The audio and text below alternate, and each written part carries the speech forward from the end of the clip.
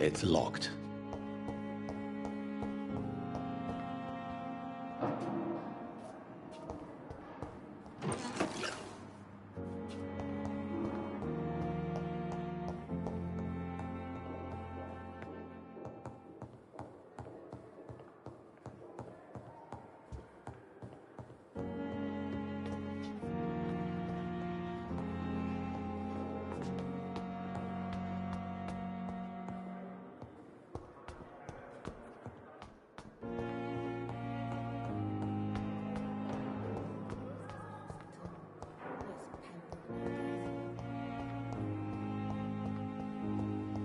I never thought I would have to attend my murdered sister's funeral. Mary, I can't forgive myself. I'll find the truth about what happened to us. I swear.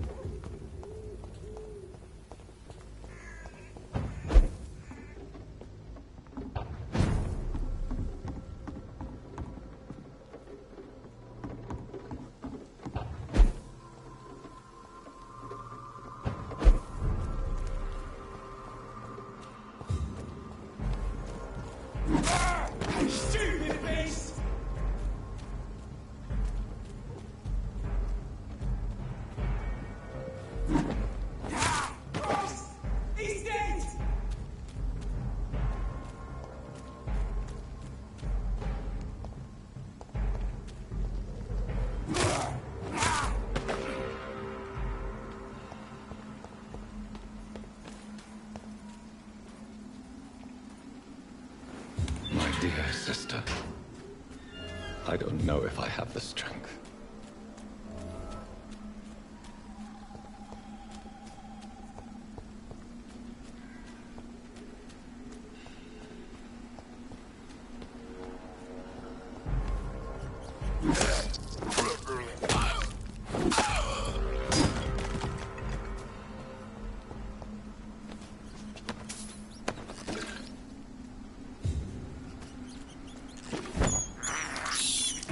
This is despicable.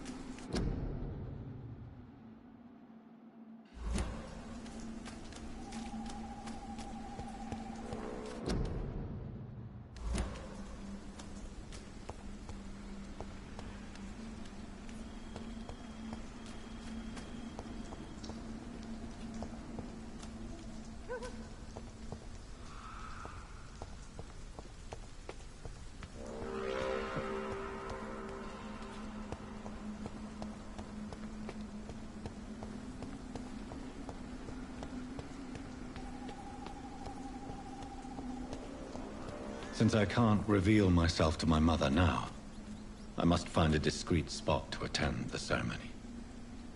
My mother would die if she were to see me in this state. I must wait.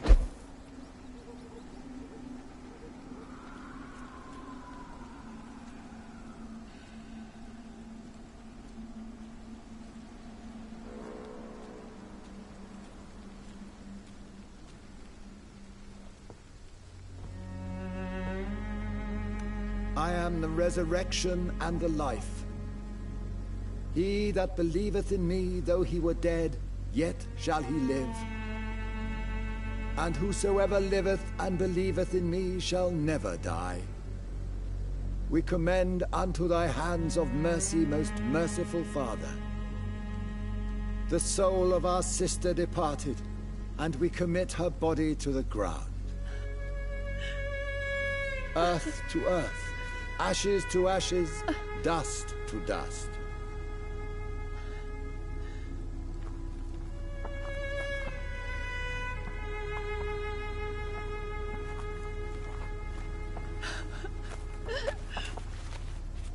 Why kill my Mary and stick her here in this cold, god-awful place? These are the legal requirements for the epidemic, madam. Oh, Avery, I feel so tired. Please take me home. Yes, madam.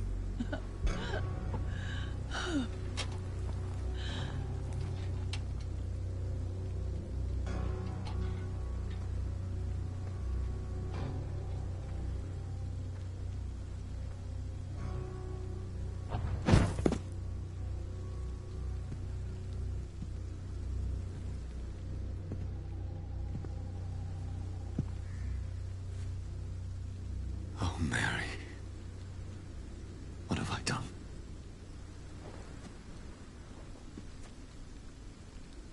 If I could only change one thing. One thing. This is a nightmare. Jonathan, there is nothing you can do but accept it.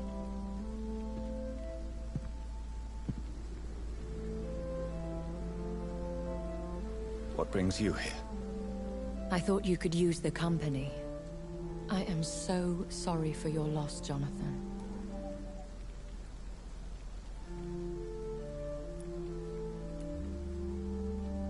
She was a good person. Vibrant, full of life. She was kindness incarnate, my Mary. You're a good person, Jonathan. And a young Ekon. A newborn cast into the night without so much as a candle to guide your way. She had been scouring the most dangerous parts of London in search of me.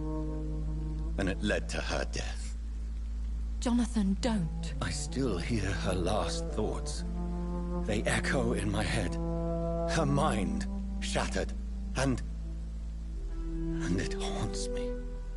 Jonathan, stop. Listen carefully. You must come to terms with this. You must learn to live with what happened.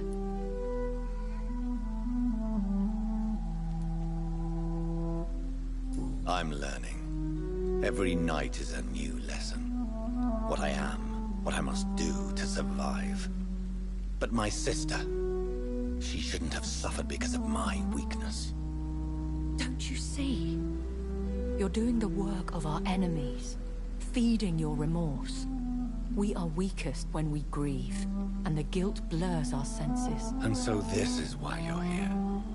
To warn me. You've felt this pain yourself. You too have endured this. I don't want to lose you, Jonathan.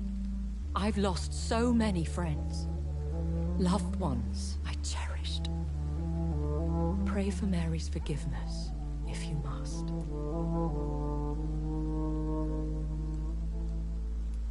Thank you, my lady. I will. Good. But be careful. If I found you here, others may too. What should I do then? St. Mary's Church is not far from here. Go there and make your peace. Find the solace you need. My lady wants me to confess. No, Jonathan. It's you who wants to confess, I think.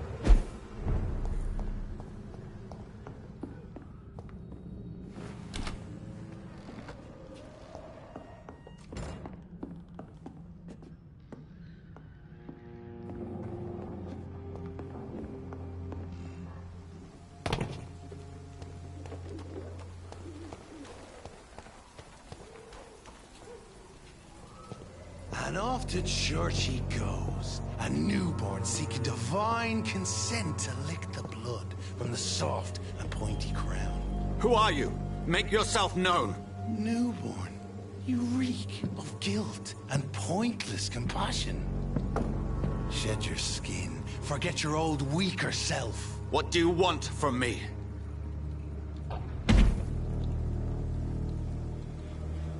Ascalon does not approve of lone wolves who bring unwanted eyes to our pastures. So your name is Ascalon? Ascalon's will is vampire law. Learn them, abide by them, or I shall return as your judge and jury.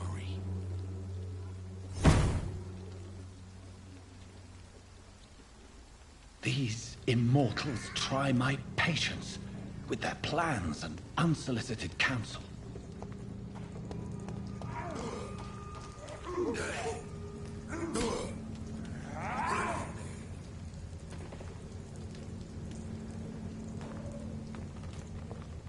Best be moving on. It's an inch! Kill it! Die, vermin! We have to stop it!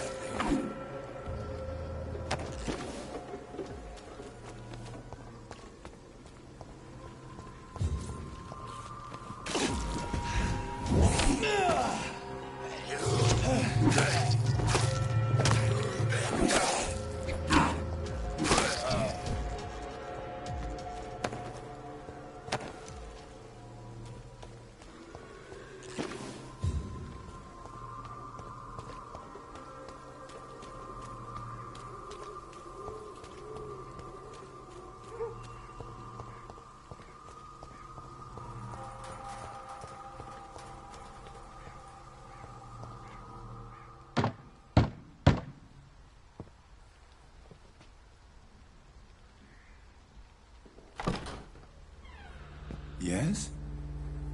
What is it that you want? I'm sorry to disturb you at such a late hour. No worries, my son.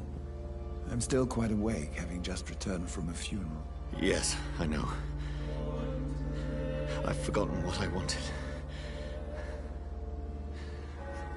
I don't know.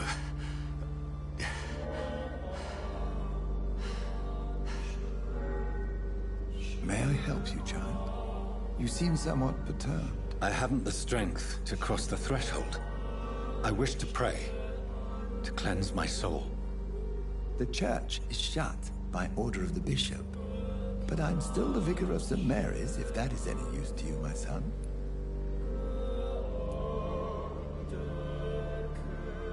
You seem to me a good soul, Vicar. But this is a personal matter. There are no secrets from God, my son.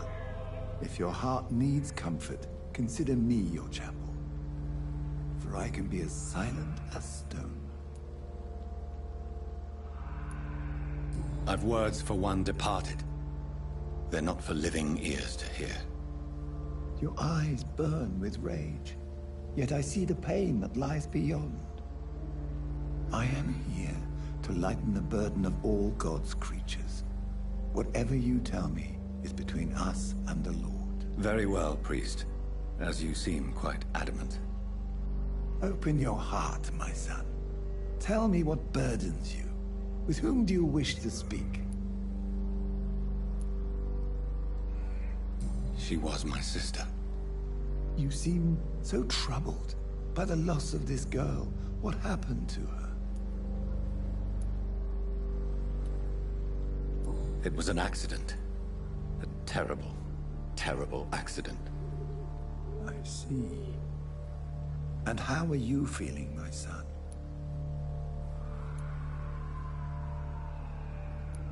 I wish I could forget all this. I have a final question for you, my son. This is of the utmost importance. Ask your question, Vicar. What would you like her to know?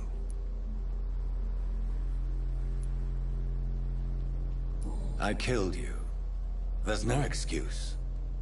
My dear Mary, forgive me. You have been heard, my son, and your burden will lighten if your words are sincere. Go in peace now, and live your life in the way she would have wanted.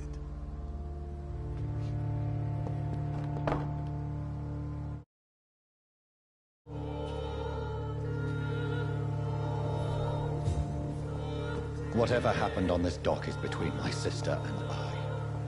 It does not concern God at all.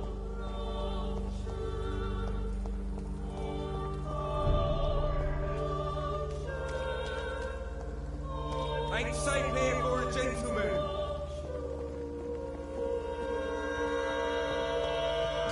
Watch yourselves! There's one of them! Bloody leech! No!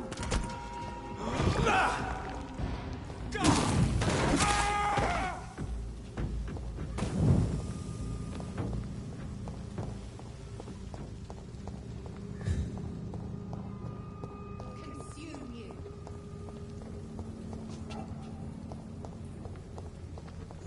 Come on, petty mortals. Come and face your final fate.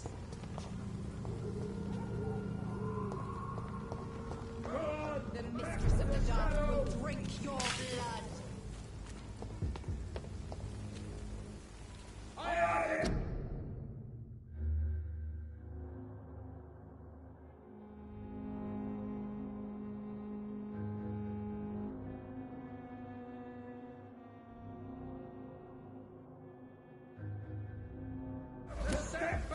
Come on, petty mortals. Come and face your final fate.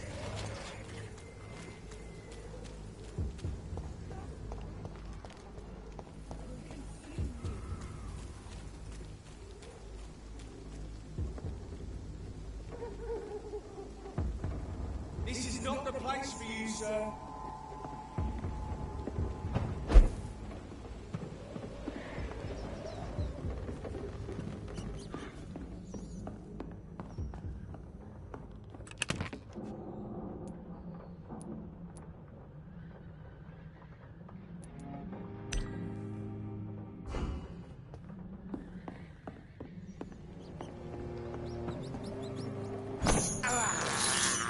I have this thirst for blood.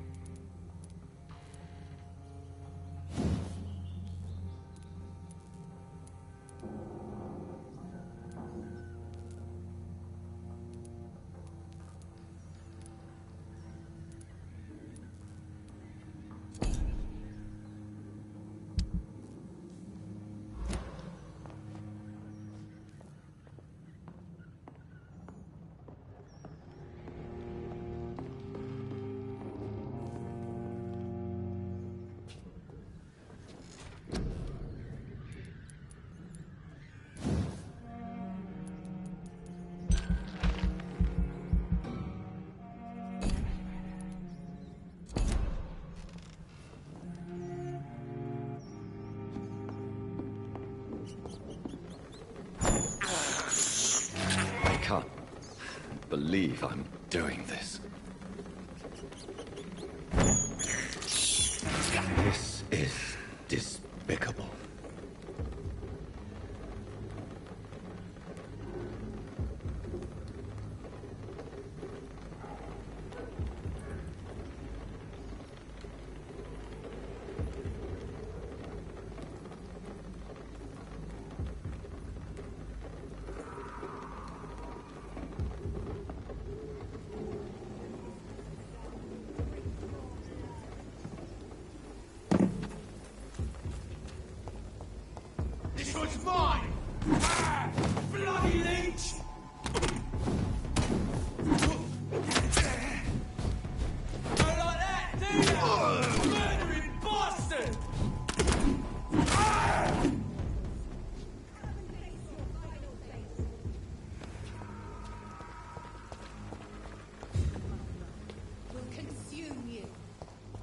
It's locked, all right.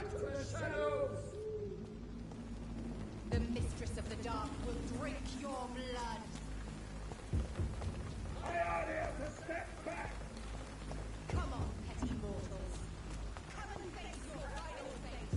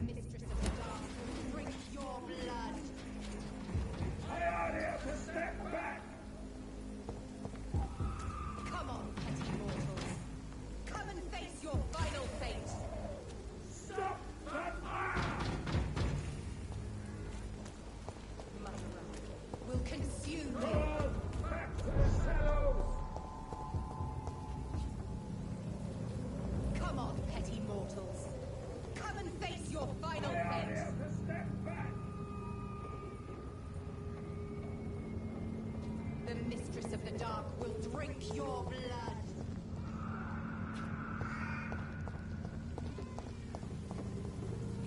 Myra will consume you.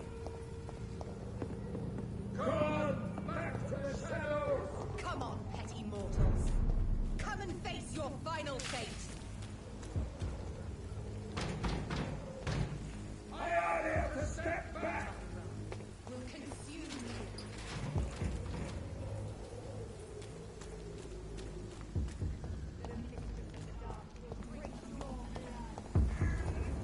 Die, Vampyr!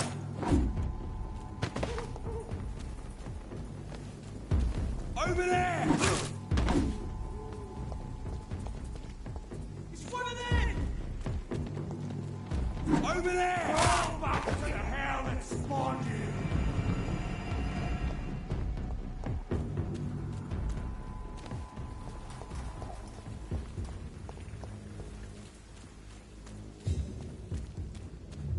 Remorse and pain are precious when binding you to the earth.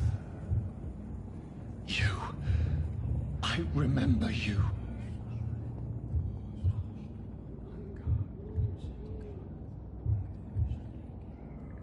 Fear be gone. I would harm no child of my making.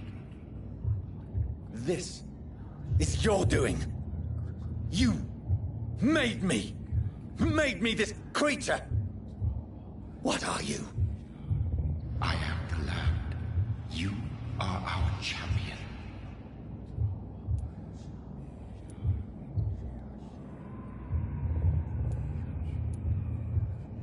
Tell me what you are. I am the whitened bones and blackened soil. The land made blood coursing through thy veins. What is it you seek? This age is sickly. An ancient poison, an older rage, brewed in a cauldron newly forged. This has something to do with the epidemic. Seek truth, my champion. Defeat the serpent of knowing with iron spur.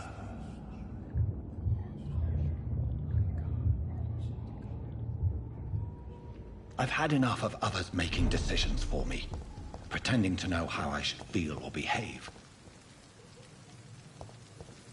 So the vampire who made me is some sort of disembodied entity? Or was he just the flower's dying?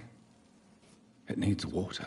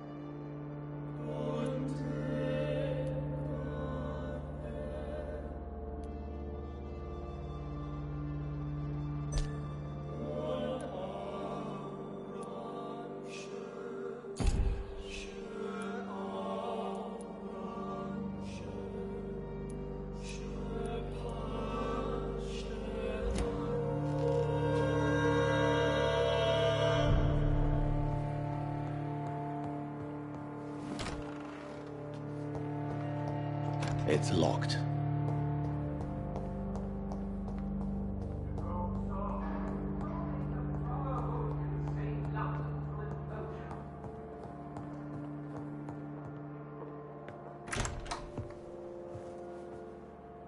God protect us. You've got a leech in the hospital. Yes, my hospital. My mission is to heal while you go about warring. You've set the table for a snake. I wonder why there's venom in your food. I'm growing tired of your song. You're a woodsman, McCallum, not a doctor. Return to your hunt. Remember, I've a good nose for machinations. I can flare the scent at a mile. You can't hide from the god. Leave him, Jonathan. This is sacred ground. Neutral territory. And I just had the carpet cleaned.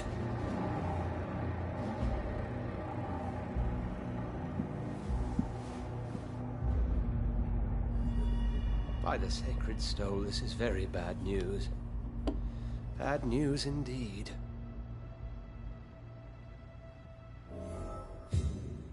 What happened? The hospital has been attacked.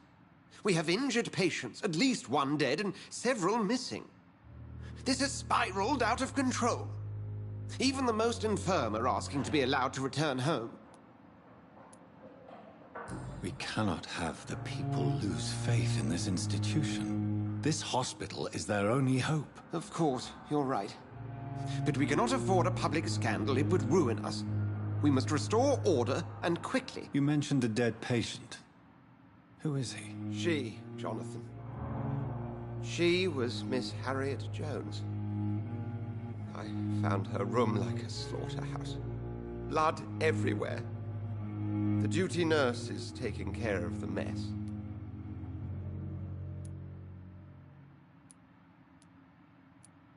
Very well. I'll help you. Jonathan, please. I can't rely on anyone else. And this concerns you as it involves vampires. Someone has taken advantage of our more liberal tendencies here. In what way? Jonathan, I may turn my head when you or her ladyship indulge, but I will not allow this place to become a nest for street feeders. Please then, tell me. Sean Hampton, the man we thought we'd saved at the docks. It seems he was infected after all. So Hampton became more beast than man. Exactly. And now Guard of Prewen suspects the hospital of vampire activity. Do you realize what that could mean for us?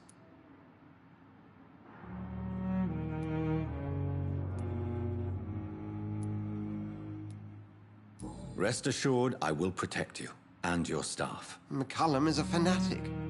The Guard will stop at nothing. You don't know what they're capable of, Jonathan. Very well.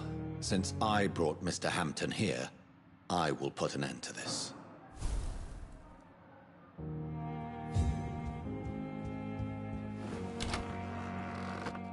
Sean Hampton lives and breathes for the well-being of his flock. There's no other place he would go but the docks.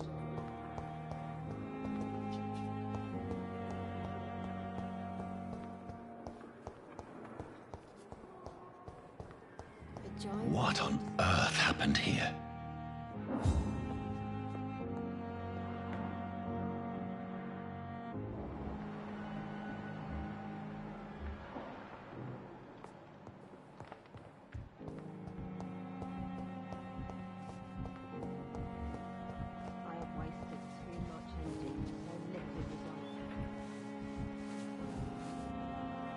Good evening, Nurse Brannigan. Good evening, Doctor.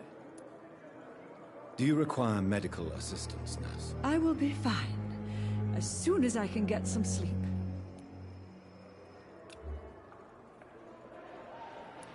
Nurse, you won't be able to help people if you're sick. Take this, and do try to get some rest. I'll try, Dr. Reed. Thank you.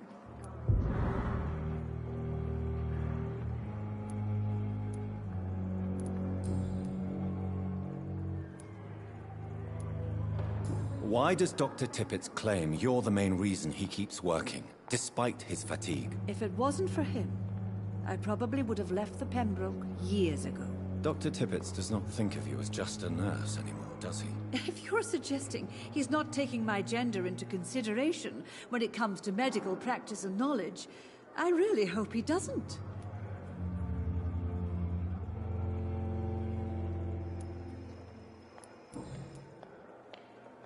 Goodbye, nurse. Call me if you need assistance.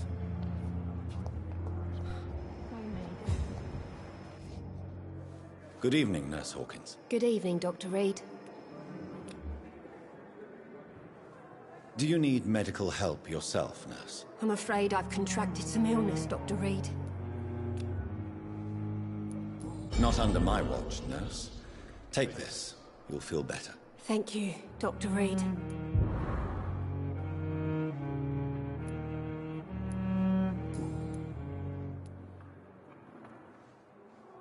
What steps are you prepared to take to feel more useful? I don't know yet. My sister believes that the real fight is in the streets nowadays. Maybe she's right. Maybe this is what I must do.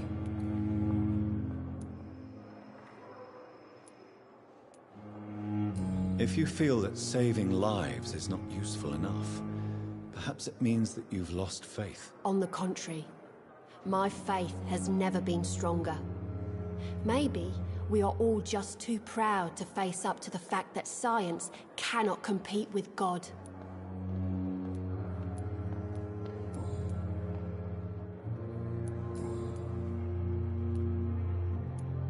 What can you tell me about the recent commotion in the hospital? Everybody's afraid. Death has always been a frequent visitor. But murder? How can we cope with that? As a nurse at this hospital, it is your duty to deal with these things as best you can. Yeah.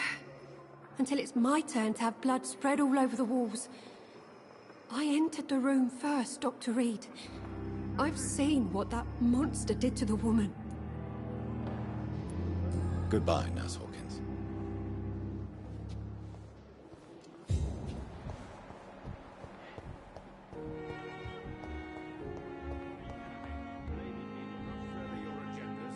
I'm quite busy right now, Dr. Reed. Do you need my assistance? Don't be ridiculous. I'm capable of dealing with this myself. I've just not taken the time to do so. Then you are lucky that I have taken the time to do so. Consider it a gesture of solidarity between professionals. I wish this hospital could have received as much attention from you, Dr. Reed. We do not see you in surgery very often.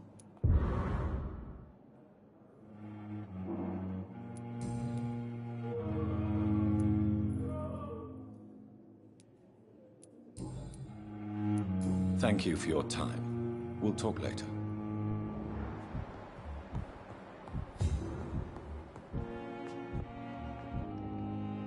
Good evening, Mr. Fiddick. Good evening, Dr. Reed. Any news about my operation? Is there anything else that's bothering you?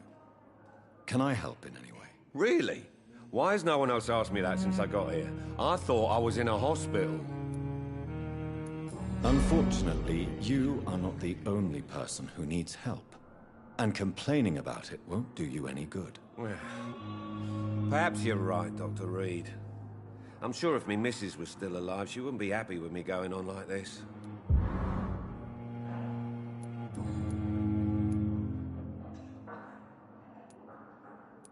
Tell me about your injury, Harvey. Why do you feel so guilty about it? My wife died because of me. And now I may lose everything because I've been careless enough to hurt myself. What an arsehole.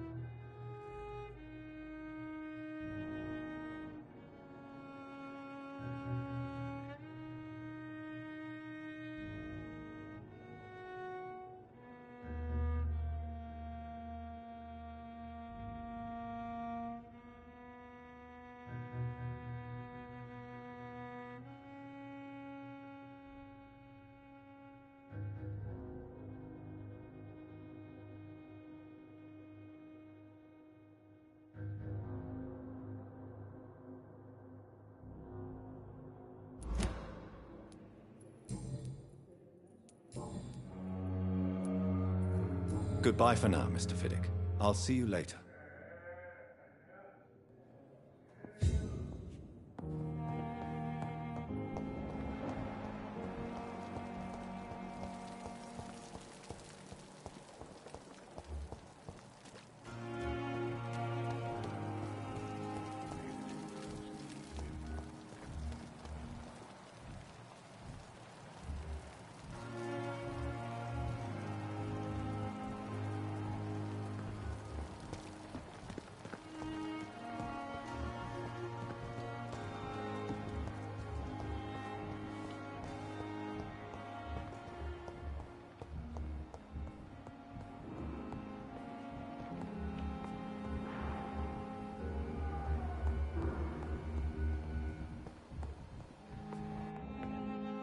Good evening, Mr. Goswick. How are you? I'm okay. Do you need any help? I'm afraid I may, sir. I don't mean to be a burden. You are not a burden, sir. Healing you is my responsibility. And you have my gratitude for that.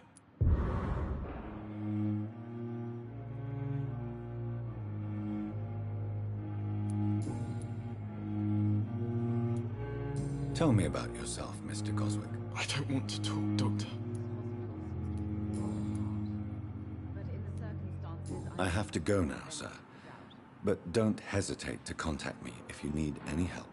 I'm all right. Don't waste your time with Good me. evening, Doctor. How is my son doing?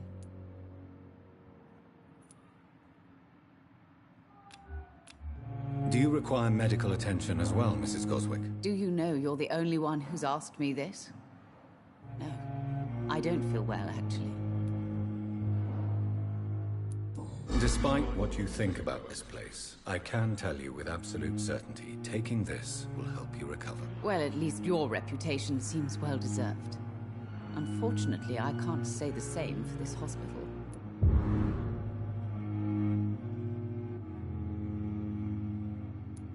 Goodbye, Mrs. Goswick. Don't waste your time with me.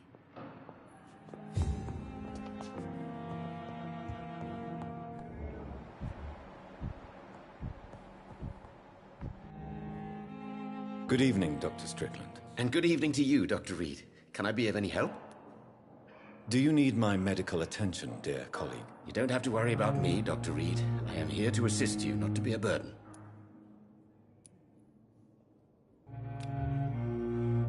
Goodbye, Dr. Strickland.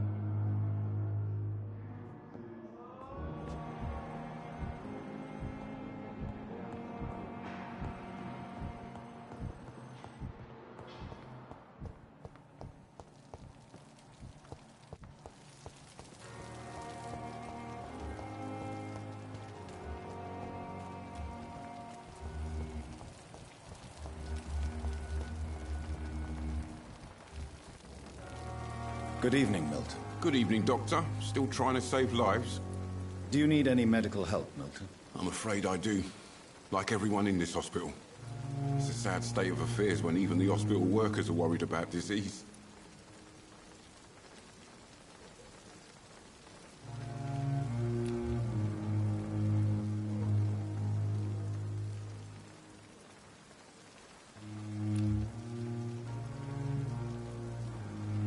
I'll see you later. Yeah.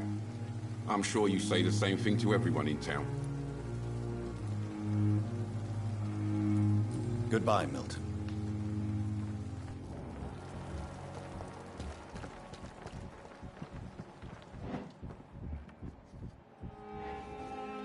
Good evening, Dr. Tibbets. Dr. Reed, any good news to share? Do you need any medical assistance yourself, Doctor? Come on, don't be ridiculous, dear colleague.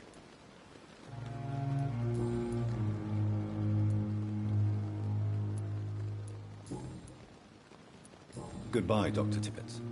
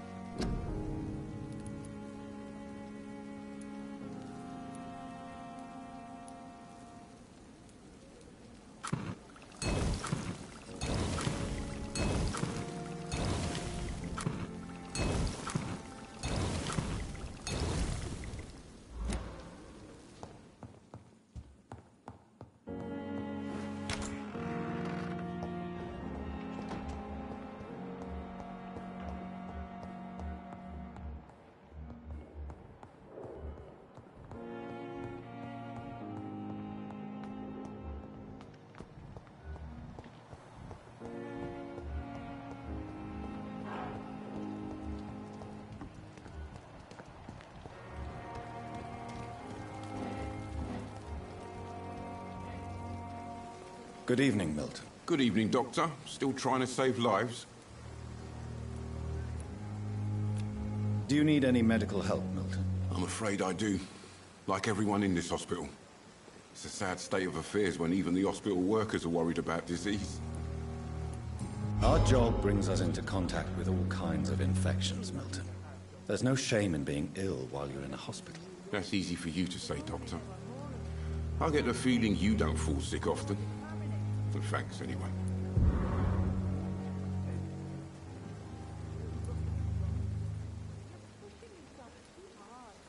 Goodbye, Milton.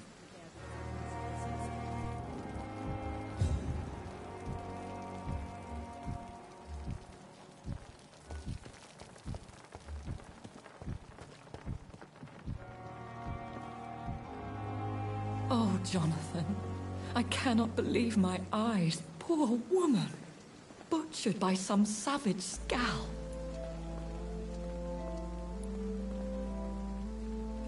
Yes, and I'm afraid I'm at least partially responsible. The man, the Scowl, I brought him here. Jonathan, how could you say such a thing? Forgive me if I feel despondent. For there seems to be no end to the suffering and death that surrounds us. I'm always here for you, Jonathan.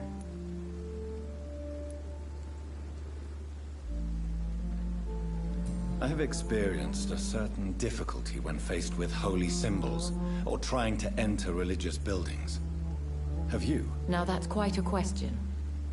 I don't know why, but yes, it has happened to me. Is this a sign? The hand of God in action? Are we repellent unto heaven? I don't have the answers, Jonathan. But I believe superstition and magic is just fact awaiting the lens of science. Aren't you frightened? Very little scares me, my dear. To be compelled to avoid symbols of faith does not concern me.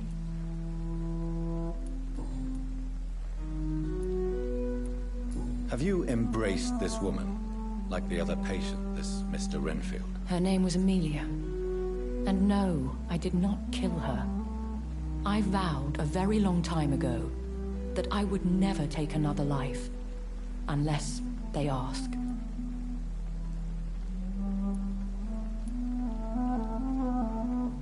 Is there sufficient vitality in the blood of the sick and dying patients? Yes, Jonathan. The hunger gnaws at me every waking hour. Frankly, I'm starving. Temptation surrounds us. Rich, vital. How can you resist? Over the years, any pleasure I once gleaned from feeding is long gone. I drink for sustenance. And though I still thirst for more, I restrain myself. What do you know of Ascalon? I was threatened by a creature, a vampire in Whitechapel, stating I had to obey the law of conduct. What more can you tell me about him? He was bigger than a man. Huge, in fact. He seemed to radiate violence. I thought he was going to tear me apart. Then he vanished. Fergal, the executioner of Ascalon. You were fortunate he was not after you, but rather out doing his master's bidding. What is Ascalon? The Ascalon Club are the most powerful vampires in Britain and exert tremendous influence. Take my advice and stay well away. Thank you, my lady. I hope to see you again soon.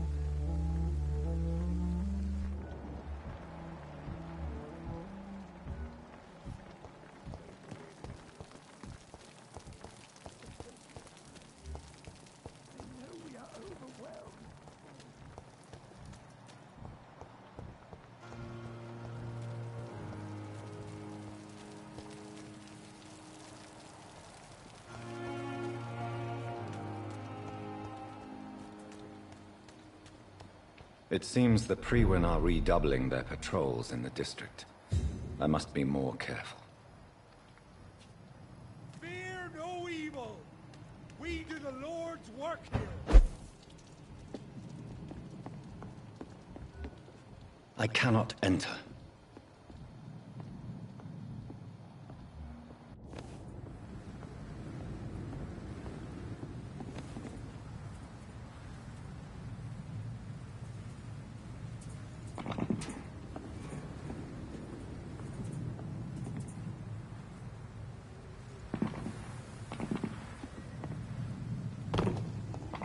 Lisa, can't let you through.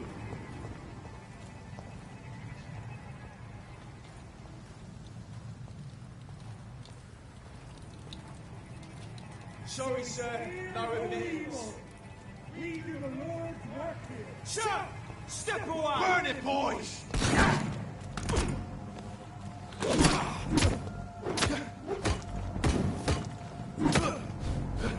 Get a taste of this!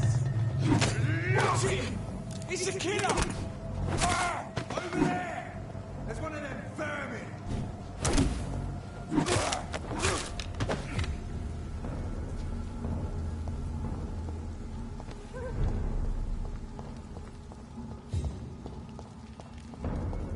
There's one of them!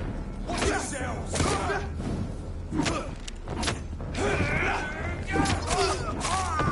Murdering bosses!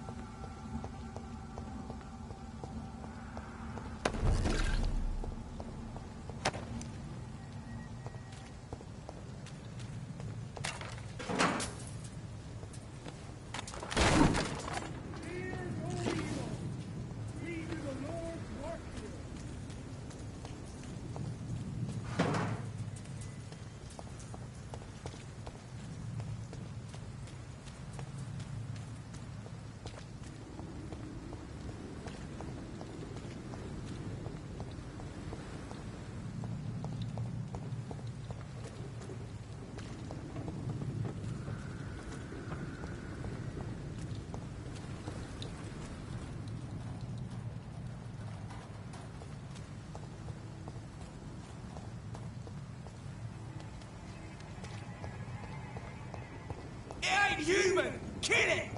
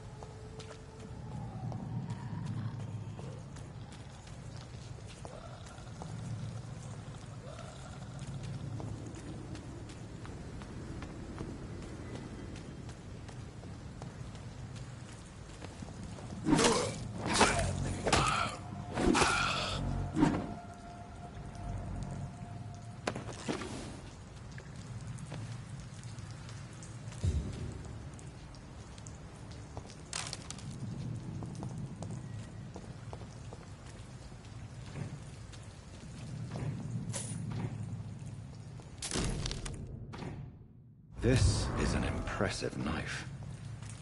There's a name engraved on the metal. Clay. What kind of man puts his name on a knife?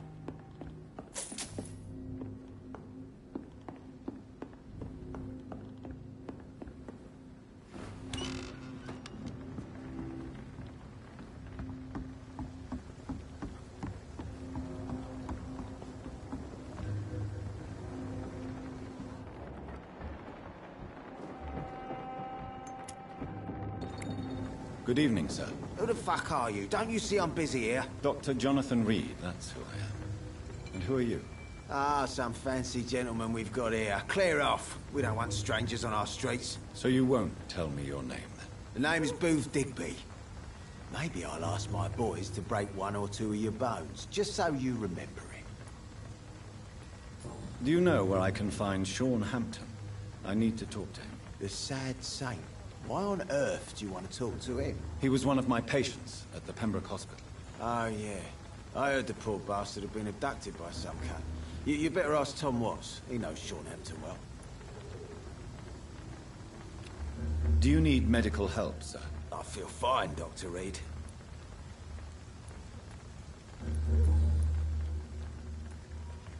I know you're looking for an honest job, Booth. You're tired of this criminal life, aren't you? It's just an idea.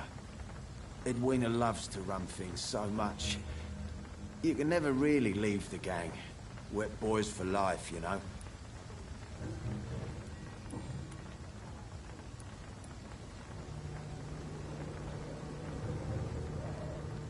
Goodbye, Mr. Digby.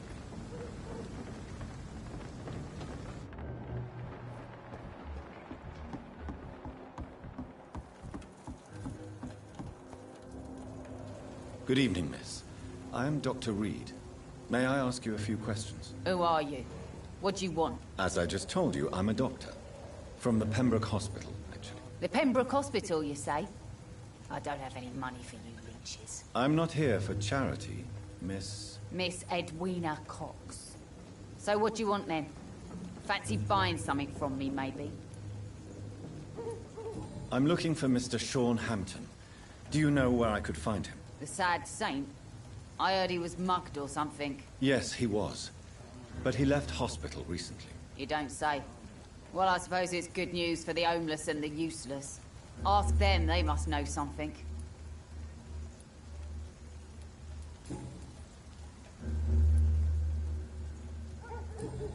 Can I offer you my medical help, Miss Cox? I'm fine, thank you. Goodbye, Miss Cox. The sewer dog's fault, they say. Then the gang, the epidemic, everyone. Mark my words, miss. These murders... Not a drop of blood left in his body. This is the work of a vampire. I'm a tracker of these creatures. A vampire hunter. You'd best be off to your hunting then. For if the sewer dog is back, and hunting all these poor folk, he needs a catching. A sewer dog? What's it look like? It's an old story. A monster with daggers for teeth and icy claws. He comes of a sudden, nighttime, claiming innocence, then vanishes. Teeth, claws, murders by night? Your sewer dog is my business. He's the kind of prey I hunt, milady.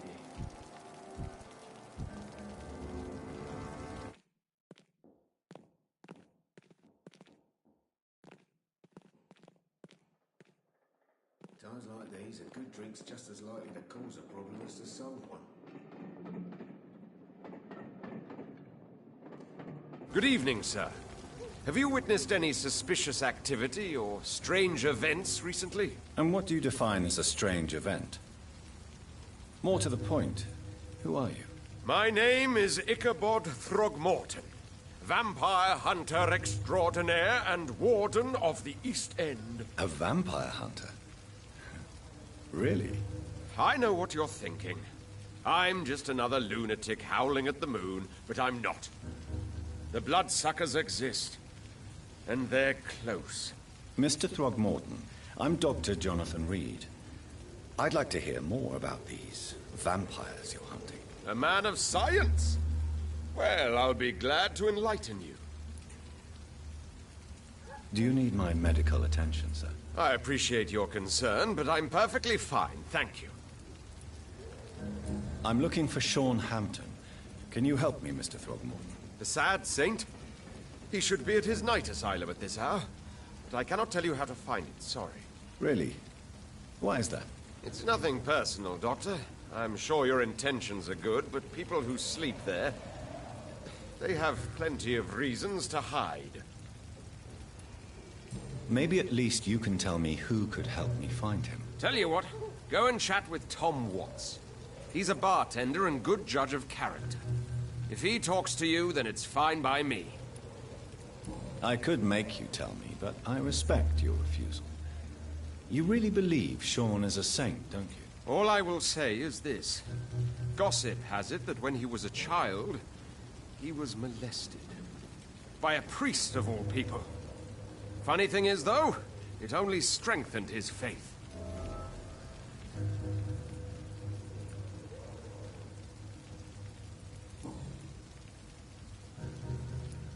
Goodbye, and good hunting, Mr. Throckmorton.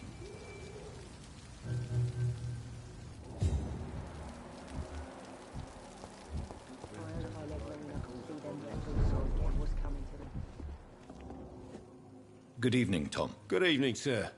How are you tonight? Back to the docks, are we? You remember me, then? Of course I do. You're that man who seemed so lost when he entered my bar a few nights ago. Thank you for your hospitality. I'm Jonathan Reed, by the way. I'm still Tom Watts. Welcome back, Doctor.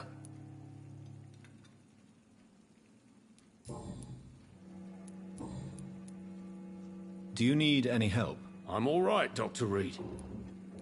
Tom, I need to find Sean Hampton as quickly as possible. I've been told you could help me. I heard the sad saint was recovering at Pembroke Hospital. Did he leave or something? The important thing is I find him, quickly. Why not try his night asylum? He takes care of those who need a meal or a roof there. Where is it? It's in an old warehouse, northwest of here. Just follow the bank to the west and go north when you reach the end of the pier. I believe he returned to his flock. Can you confirm that? Oh, I bet you're right. Sean can't help but worry about the poor and sick. Oh, I guess it has something to do with what happened to him as a baby. Please, tell me. Well, I don't like to gossip, but I heard that the sad saint was abandoned as a baby in front of a Catholic orphanage in Dublin. It would explain his faith and need to help everyone.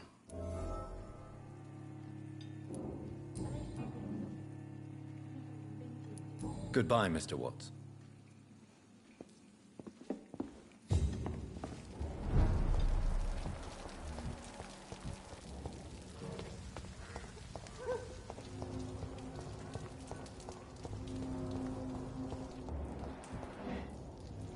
Hello, boy. Hello. Good evening. Did I scare you? You have nothing to fear from me. No, it's just that people prefer to avoid me. Well, I won't. I'm a doctor. My name is Rufus, sir. Rufus Kingsbury. Do you need help? A real doctor caring about me? That's a first. I feel like a real person. A real doctor treats everyone the same, Rufus. I don't know what to say. Thank you, sir. Thank you. Do you know a man who lives in this part of town? A man named Sean Hampton. I'm looking for him. Sorry, sir. I don't know a lot of folks around here. Most prefer to avoid me. Well, I don't think you should talk to him. He may be very sick. Thanks for the tip. You might want to check the Turquoise Turtle. It's a pub not far from here. The barkeep knows everyone in these parts. So long, Rufus. Be careful. Take care. Evening, Rufus. Evening, Mr. Reed. Are you alone? Where is your family? I don't have any. My parents are dead. So you have no home? You're sleeping rough? No. I mean, yes. I live on the streets. I have no home. We're all truly alone in this world. You're lucky you learnt that early. Well, I've known worse. I'm not all alone. I have Mrs. Fishburne. She's been very kind to me. Why do you think she's so considerate? I can't say, sir. I guess she's a good soul. Sometimes it's like she replaces the mother I lost, even if we're not related.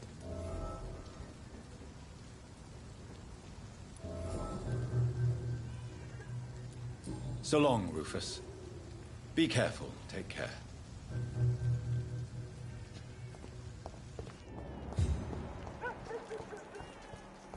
It's locked, all right.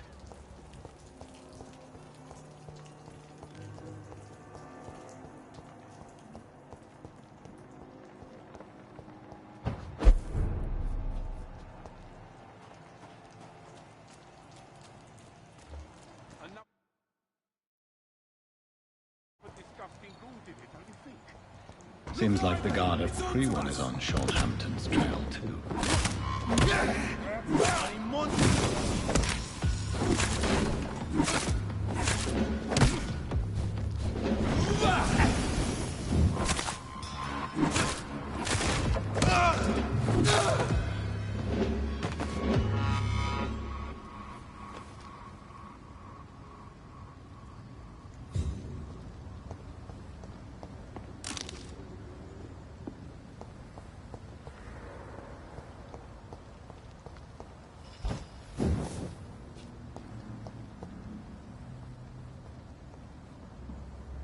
The wounds on this corpse are deep, the result of rabid rage. If this is Sean's doing, he's become a murderous beast.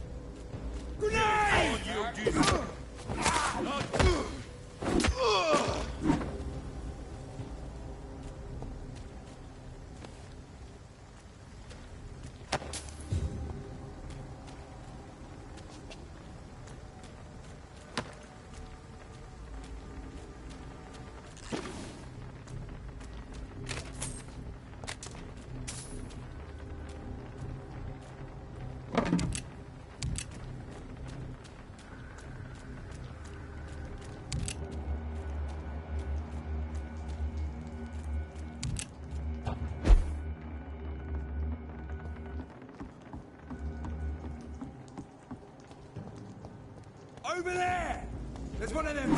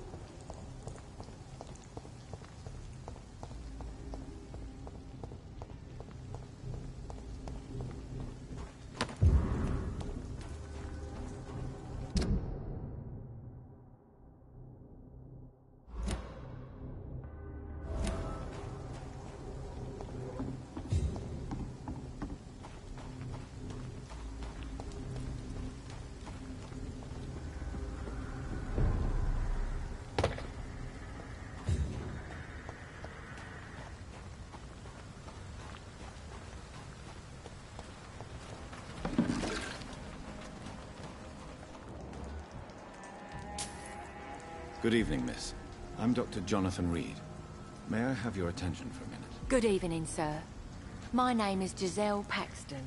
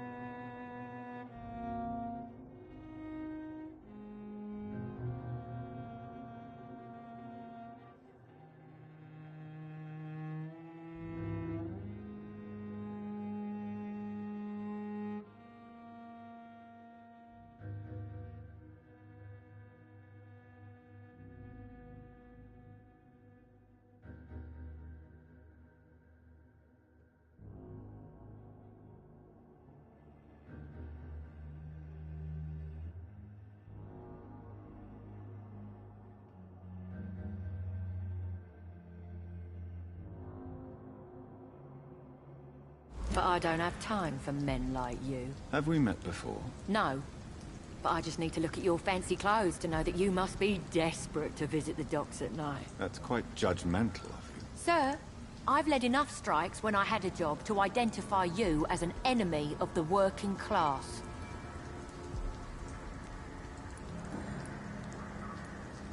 You speak of strikes and class enemy. Am I right to assume you're involved in trade union activism? You bet I am. Well, I was. Nowadays, I'm just another worker blacklisted by the big companies.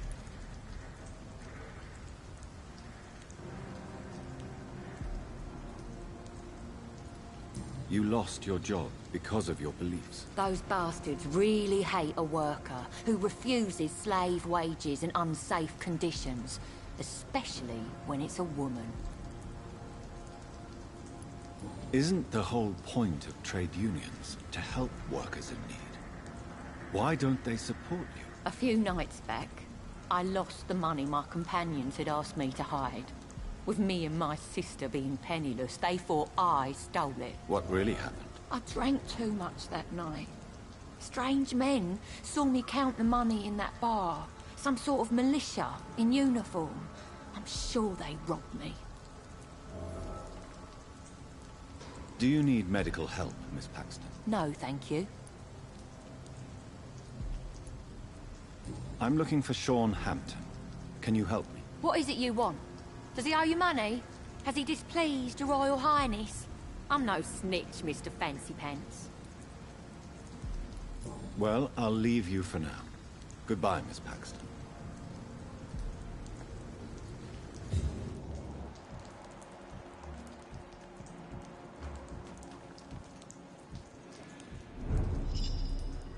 Good evening, miss. I'm Dr. Jonathan Reed. Can I help you? A fancy doctor lurking at night by the docks? Not fishy at all. And what about you? Working outside at night in this dangerous part of town? You want to know my secret? I'm trying to earn money. And I'm Lottie Paxton, by the way.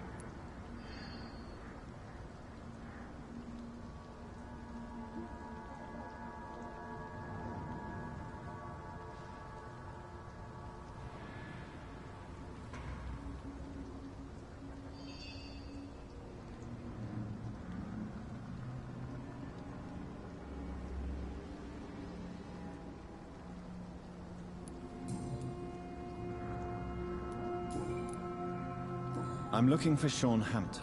Can you help me? Mr. Hampton must be in his office at the night asylum he manages, I suppose. Why do you want to see him? He was a patient of mine at the Pembroke Hospital, but he left abruptly. I see. Well, Mr. Hampton is a discreet and dedicated man. I'm sure you'll find him soon enough.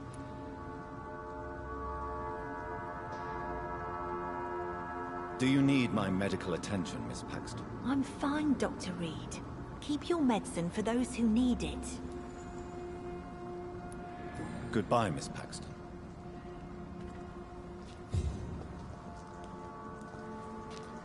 This Seymour worries me.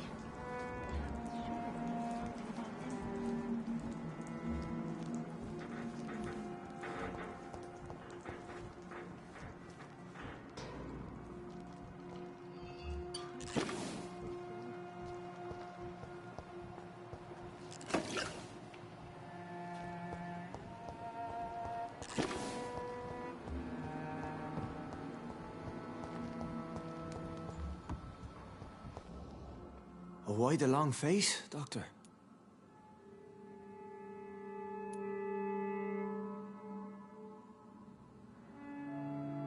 Is it all that worries you, Sean?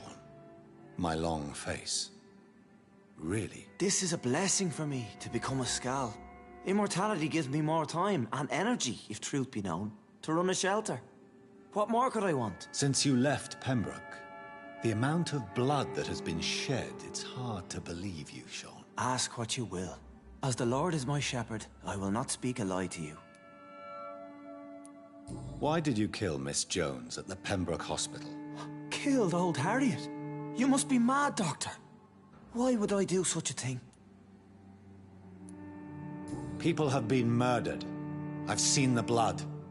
I don't believe you can be trusted. Have a little faith, Doctor.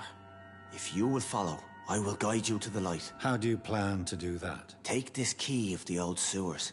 The entrance is by the riverbank, south from here. There you'll find all the proof you need.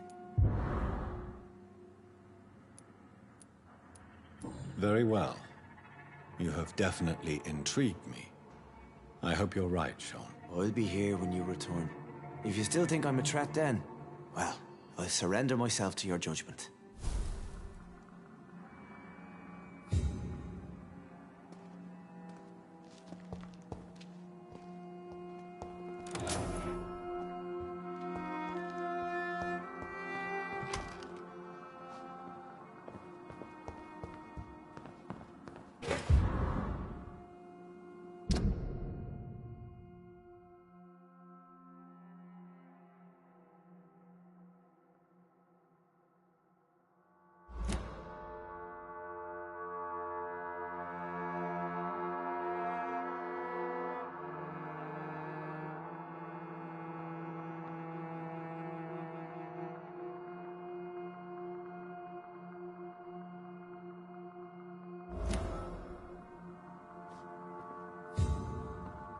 We'll have a talk when you've returned from the sewers, Dr. Reed.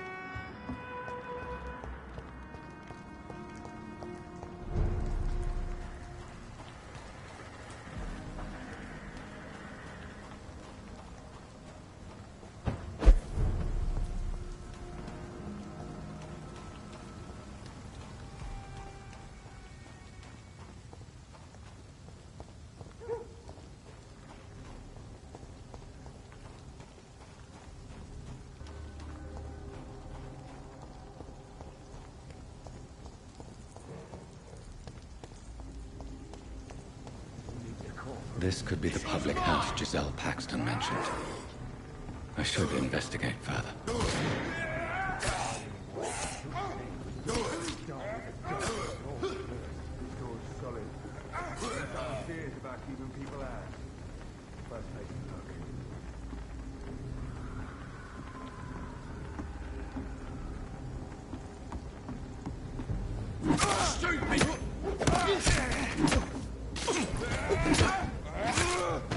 Fight for this! Giselle's stolen money. Frewen has some unethical ways of financing their war.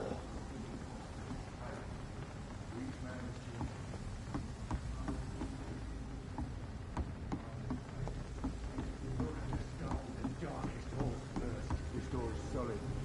Means someone's serious about keeping people out. First place to look.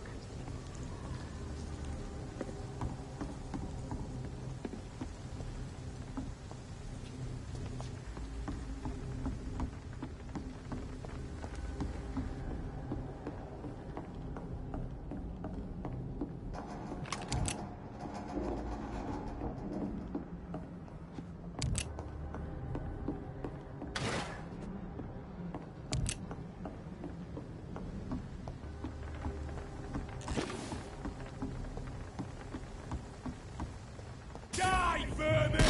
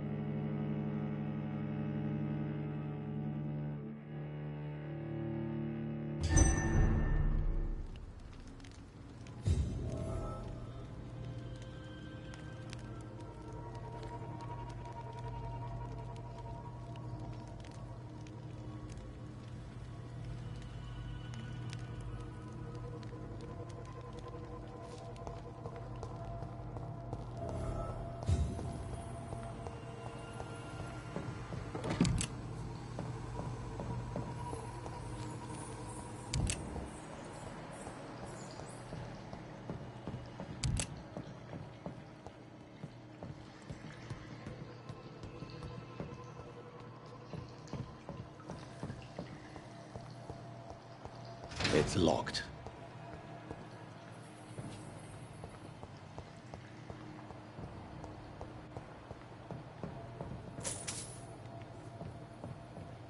That doesn't work.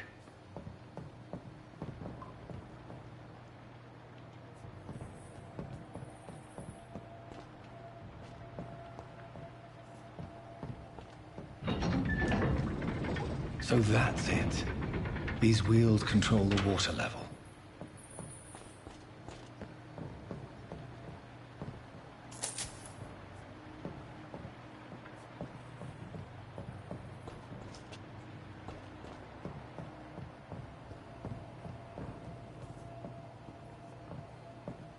That doesn't work.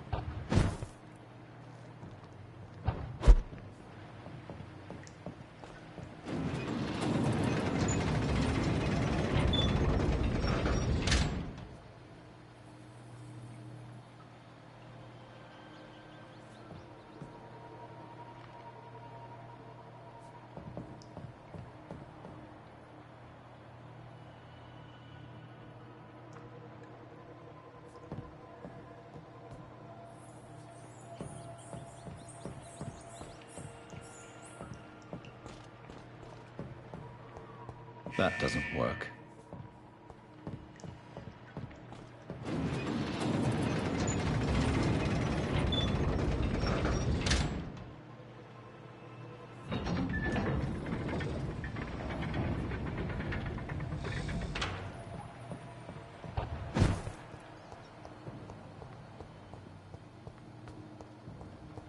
That gate should shut properly now.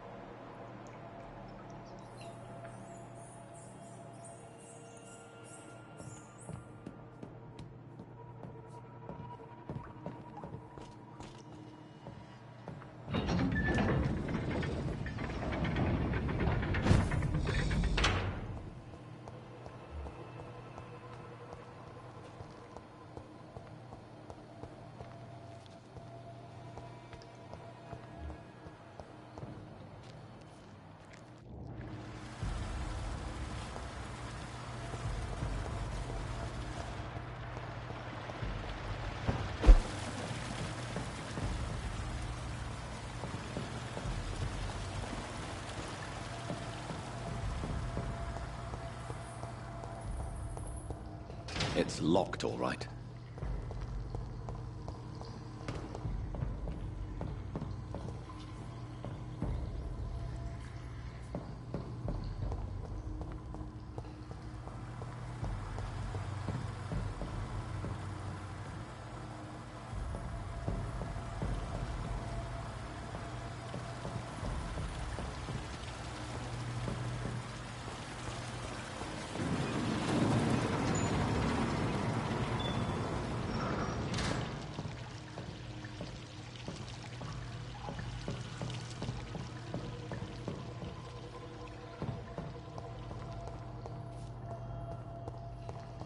I cannot enter.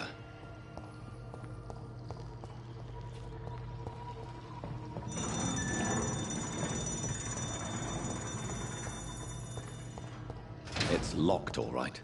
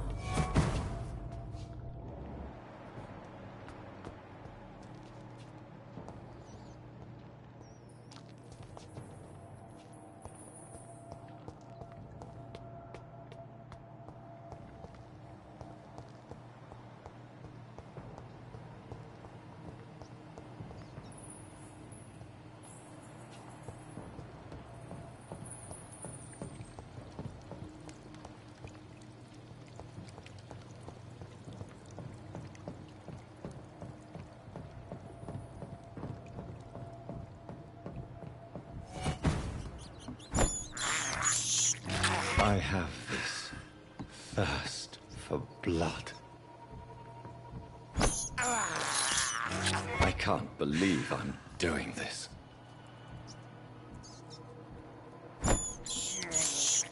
I have this thirst for blood.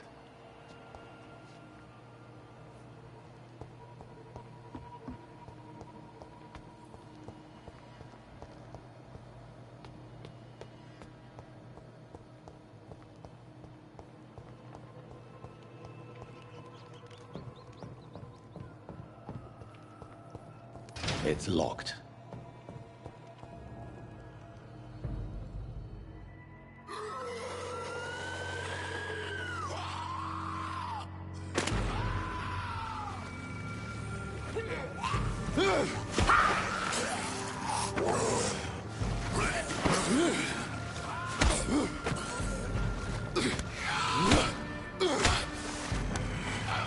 These maggots have escaped the wrath of Ascalon for too long. It is time to purge the sewers of their filth. You again. The one they call the sewer dog. Hold your tongue, newborn, or I'll crush you like a maggot. You've let the beast consume you. Finally! A touch of lucidity. Learn to respect the laws of Ascalon!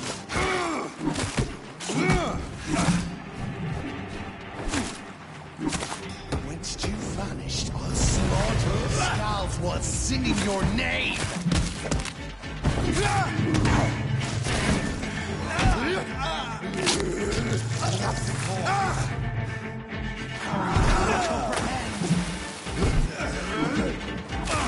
I shall tear them apart and spill my blood to the pit slow as a snail!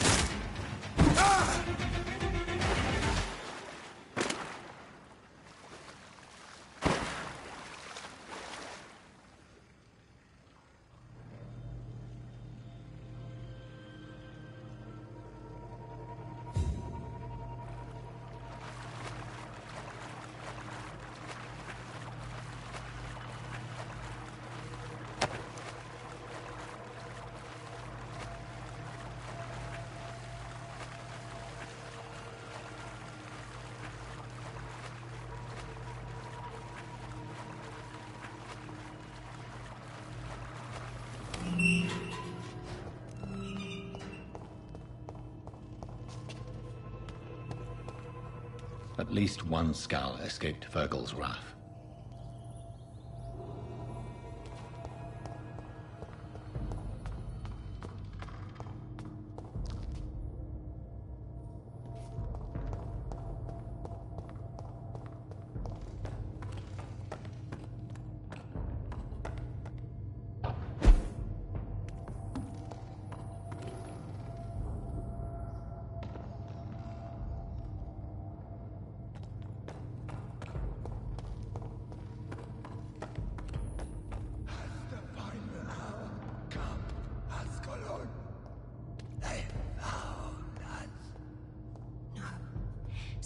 we are still. Drink now. Bless you, Bridget. This isn't the blood of a vampire, but it will quench your thirst.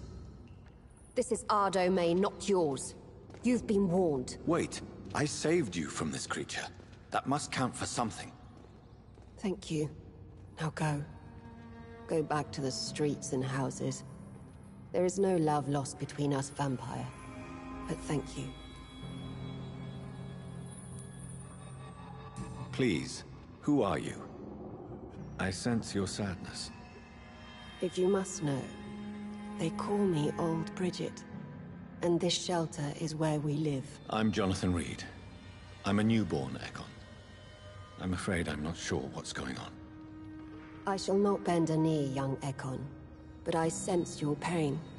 Ask, and I will afford you my attention.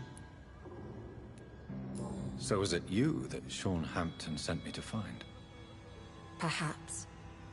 The sad saint was always kind to us. He must trust you if he revealed our location.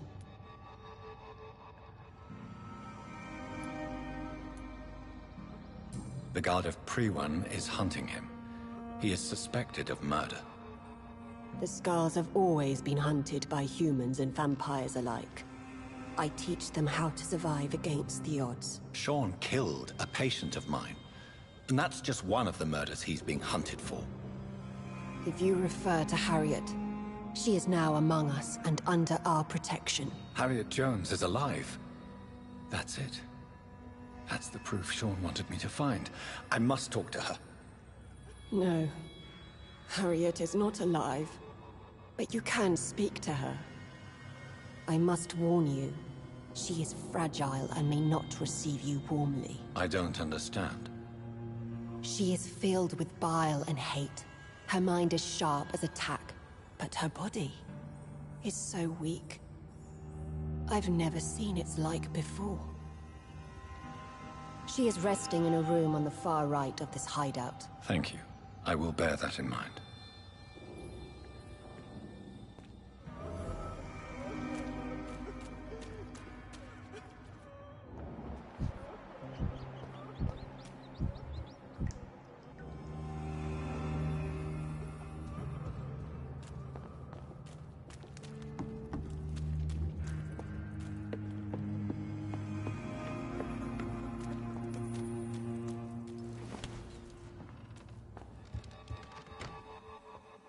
Hello, Harriet. Do you recognize me? Yes, you were from the Pembroke Hospital. The young doctor. So full of secrets. I've so many questions I need to ask you, Harriet. If you would. I love questions. As for the answers, you may not like them. I have a question of the utmost importance to ask. Will you answer? Questions, questions, questions. The good doctor, always searching for answers. Do you remember what you did after leaving the hospital? Did you kill anyone? First, a question from me. You answer first. Very well, then. What do you want to know? Are you like me? Are you also dead?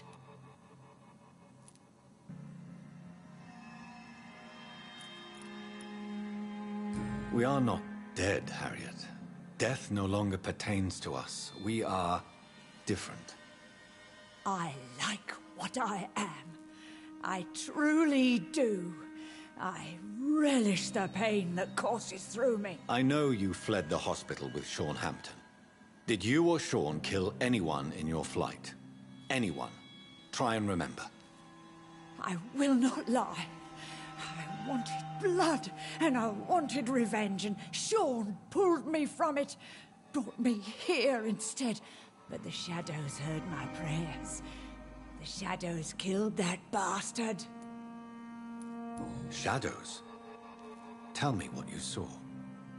The shadows, they heard me and answered. Something in the deep darkness, quick, deadly. It asked me if I wanted revenge. I answered, yes. And these shadows, this presence, do you still hear it? Was it a vampire? Did Sean see it? It spoke only to me, and now it is silent, but it is born of hatred. And it will kill again. And it hates you, Doctor. Oh, it hates you. What makes you say that? It whispered your name, Dr. Reed. It wanted to know who you were and where you went. Questions about me?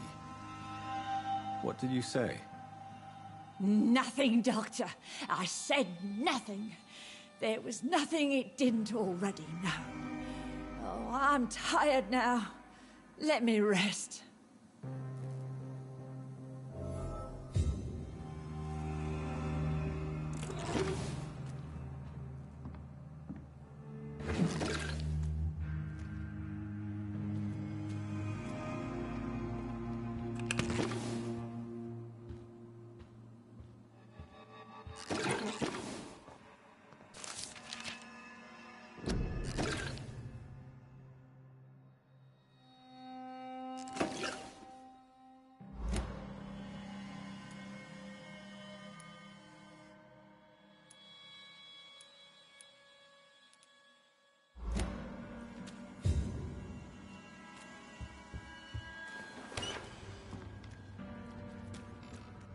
Have you found the answers you were looking for, young Ekon? There is too much left unanswered.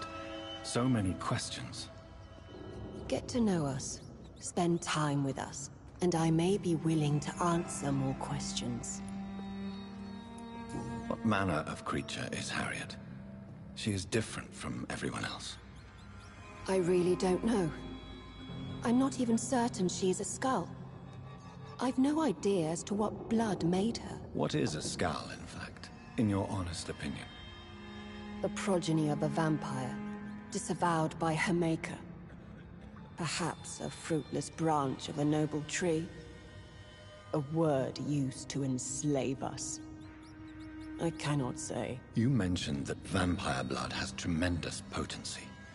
You believe it to be stronger than your own? The vampire's sweet blood. That rich, dark wine that we crave. For it made us, and it can sustain us. I thank you for your time, madam. I must go back to Sean Hampton now. Your kindness has been ample payment, Ekon. To protect us, I'll close the access to our hideout, but you can use our shortcut to reach Mr. Hampton's shelter. Just follow the arrows.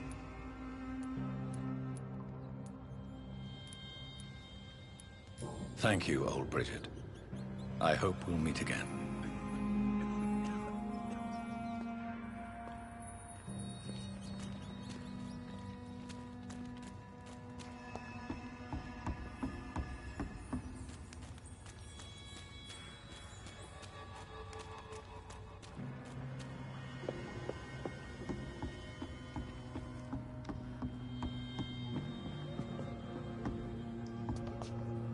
Old Bridget says you are one to trust.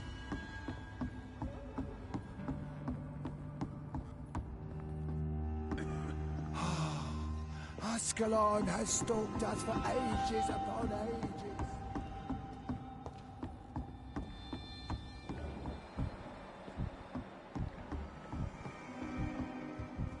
How is London? I've not seen beyond these walls in such a long time.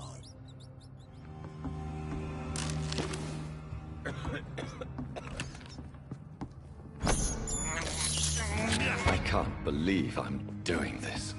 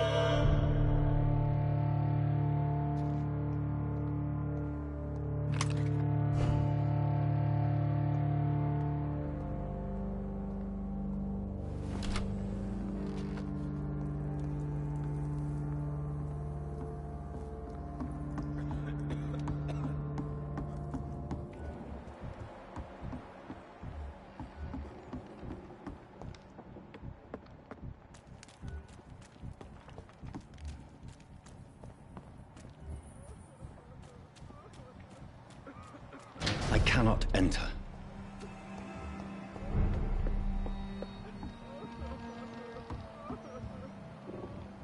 Eternal gratitude for your protection, Master.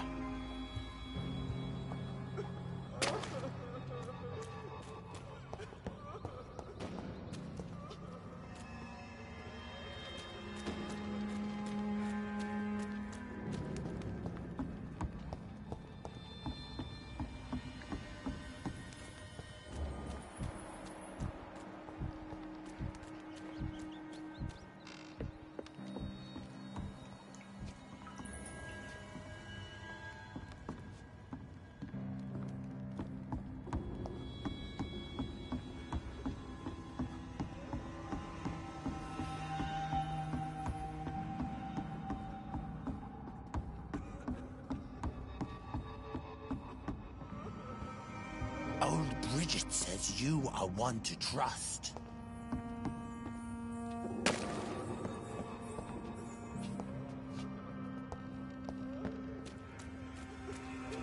It's locked, all right.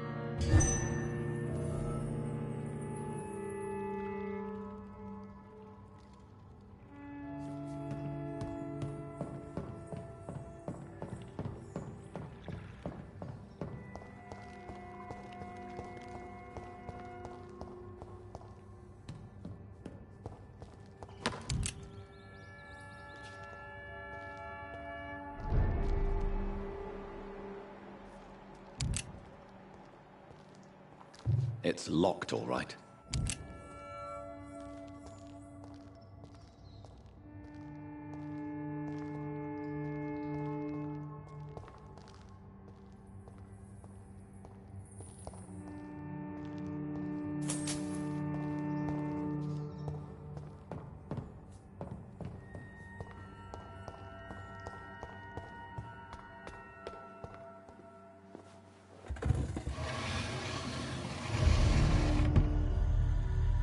Welcome back, Dr. Reed.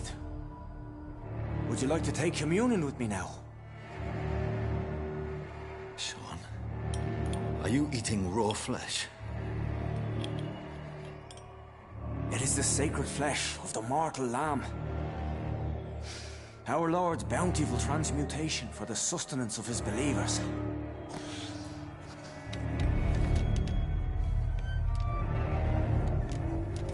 Thank you, Lord. I am your most humble servant. So, true to your word, you waited for my return. I told you, Dr. Reed, I was a man to be trusted. Did you have words with the poor Harriet?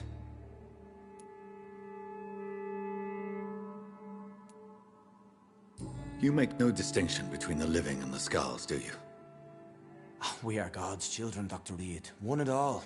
And he's determined to save us. Harriet, Miss Jones, has been behaving in a most violent manner. She's going to need special attention. That's precisely the reason I brought her here. To meet old Bridget. She's the guide Harriet requires. Harriet is possessed by her hatred. You cannot let her roam free. She's dangerous. She has joined her own kind, Doctor. Old Bridget is a saint to the younger Scals, guiding them to salvation and peaceful existence. I believe I've learned all I need to know. I'm certain you've killed no one, but one day I believe you'll cross the line. Logic is a false prophet. Faith is the only path to salvation. What do you mean? We have been blessed with God's eternity. We are the instruments of his divine will. We shall feed the hungry forever and ever. Amen. I will strive to emulate your merciful nature, Sean, but it's a difficult pledge to make. Give yourself over to God, Doctor. Expel your urges and kneel before the Lord in praise. These urges... You know the hunger will never be satisfied. I've come to embrace the everlasting craving. I have sworn to feed only upon the flesh of the dead. It is now my sacrament. Take, eat. This is my body. So saith the Lord.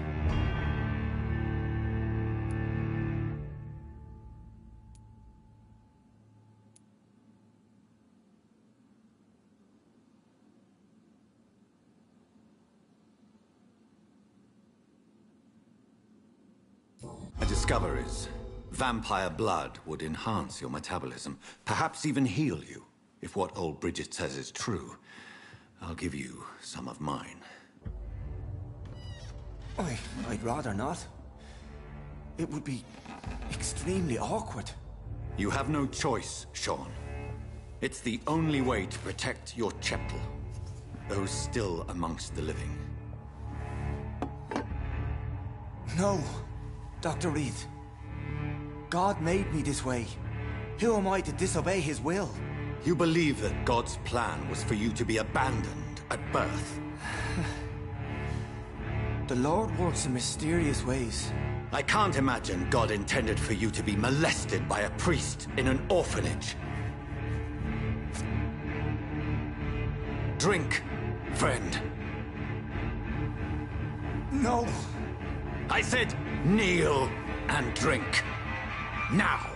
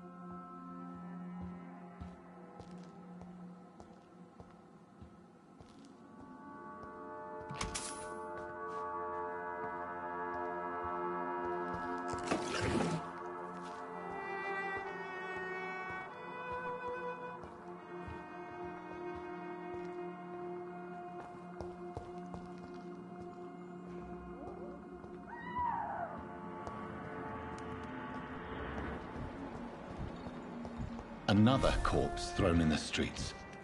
Someone's playing a very...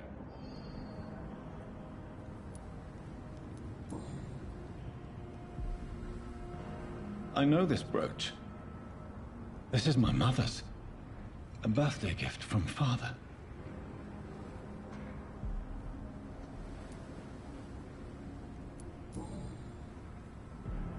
"29 Pretty Orchard Street. That's near Poplar's district. Why would this man carry off my mother's brooch? I must go there.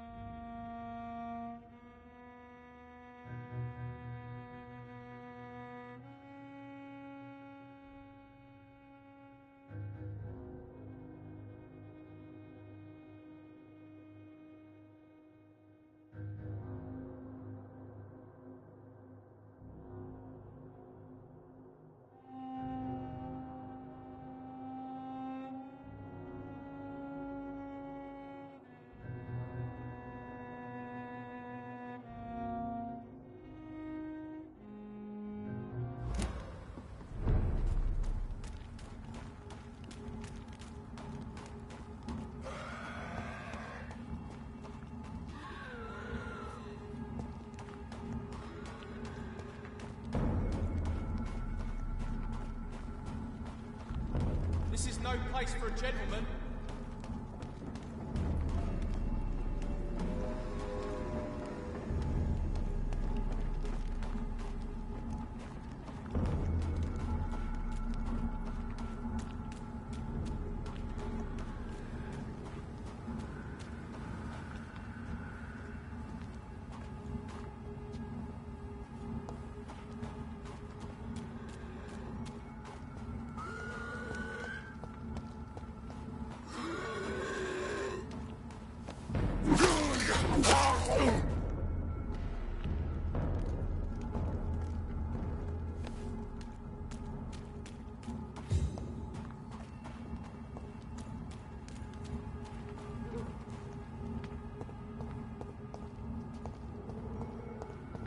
I cannot enter.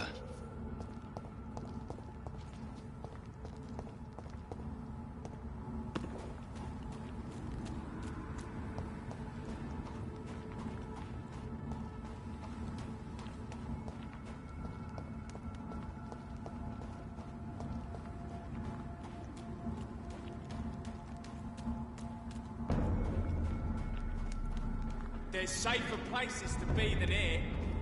Hey! Don't come no closer! It's a leech! Kill it! Kill you! You leeches be killed!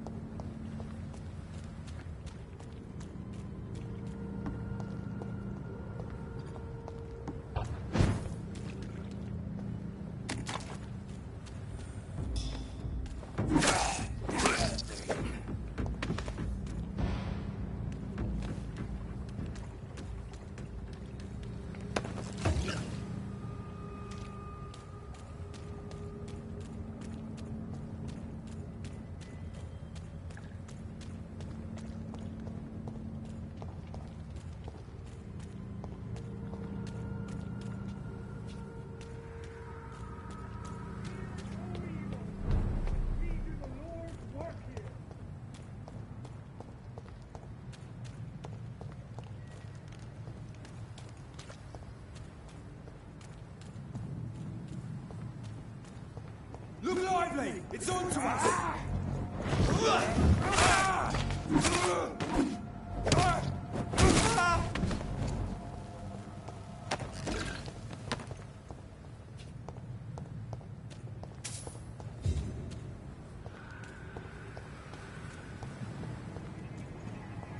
Best turn around if I were you.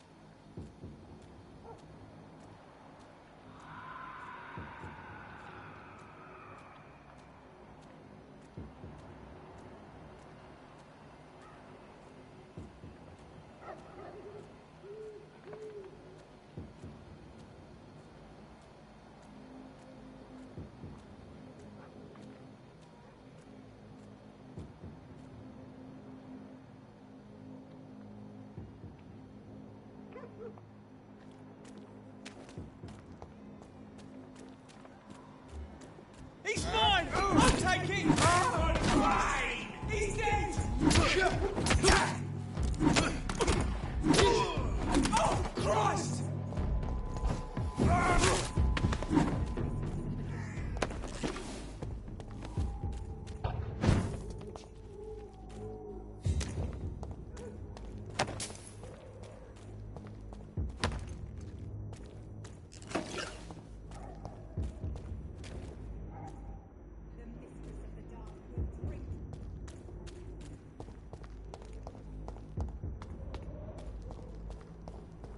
It's locked.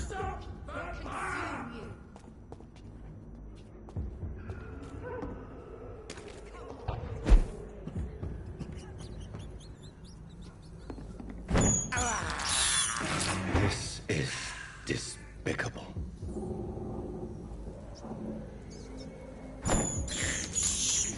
I can't believe I'm doing this.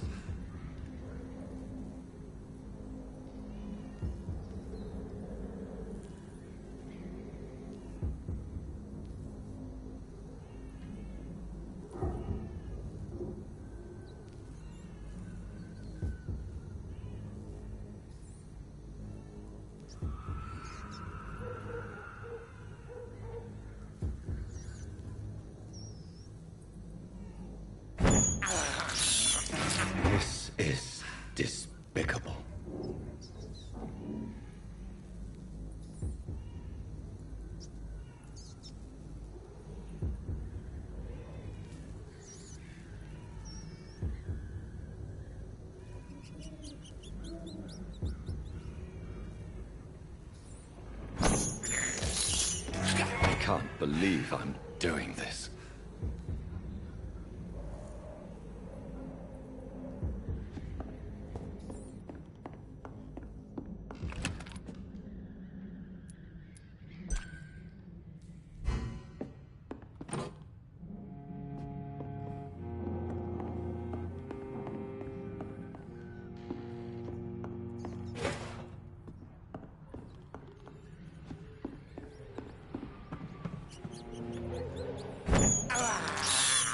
I have this thirst for blood.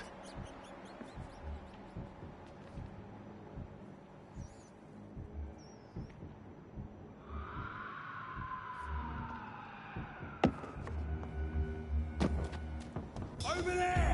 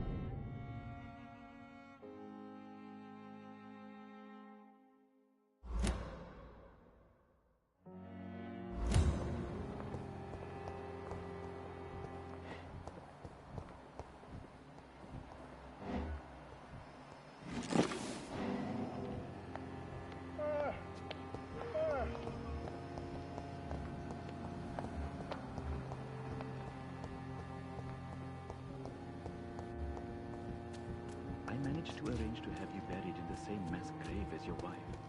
I hope that might help.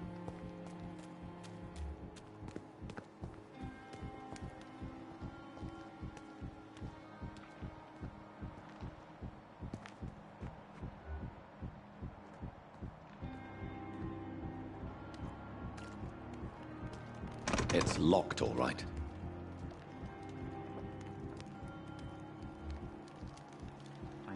It's locked.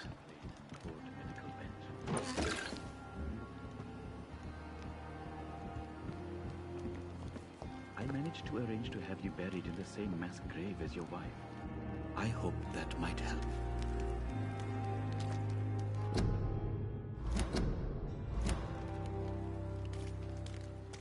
I cannot enter.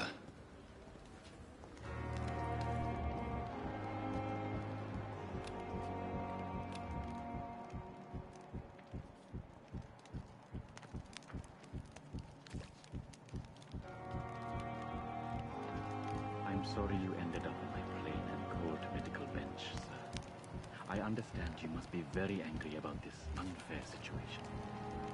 I managed to arrange to have you buried in the same mass grave as your wife.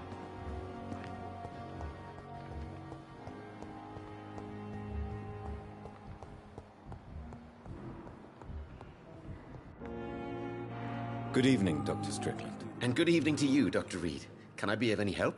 Do you need my medical attention, dear colleague? I would have been confused if anyone other than you had asked that question, Dr. Reed. But your help is welcomed. There is no shame in helping each other. We're colleagues, after all. Many doctors I have known are too cynical to think that way.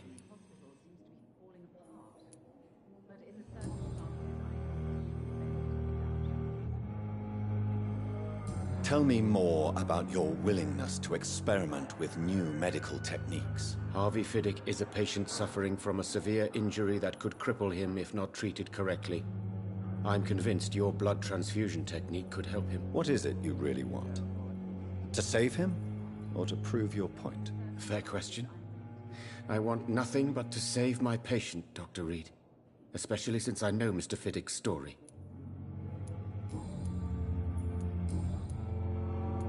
Goodbye, Dr. Strickland.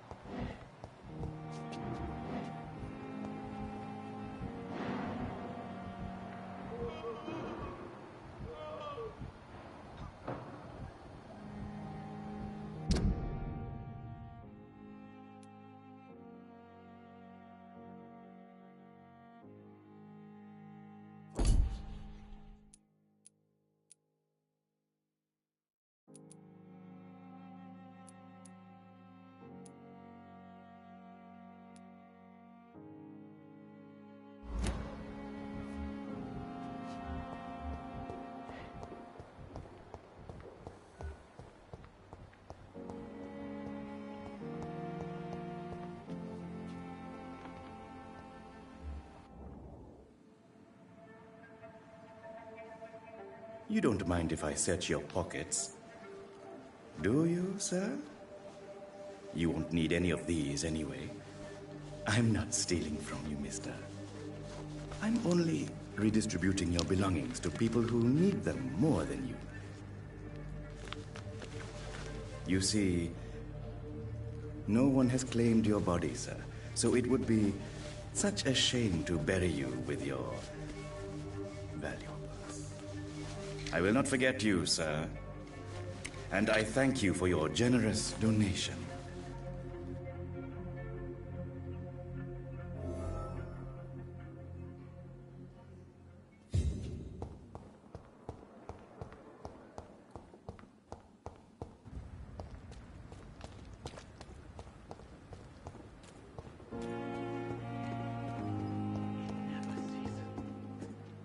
Good evening, Dr. Reed. Such a pleasure to see you again. Since you're not afraid of dying, do you believe in life after death, Rakesh? No. I believe we must do all the good we can while alive. For our time is short, and the obstacles are endless. Do you think you would enjoy immortality as a concept? I don't think so. Don't mistake me. I love life, and I'd like to live a long life. But everything has to decay, sir.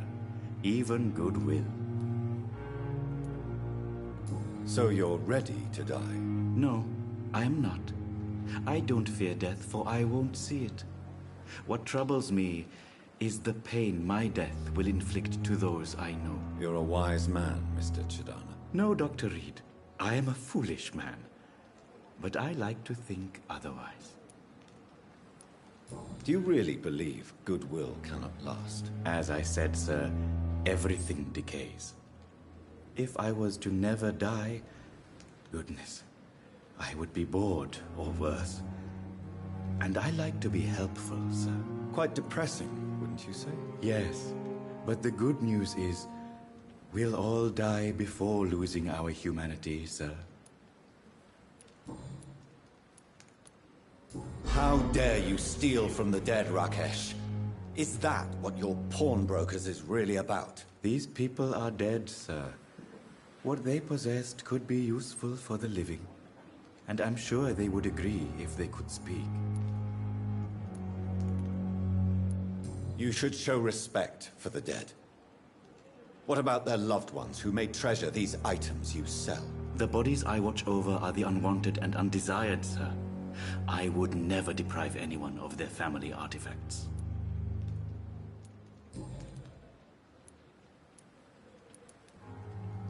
Goodbye, Mr. Chidana. It never ceases to amaze me how you, the dead... Good evening, Dr. Reed.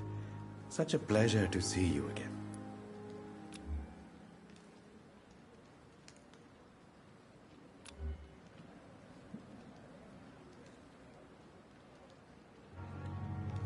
Goodbye, Mr. Chidana. It never ceases to amaze me how you, the dead...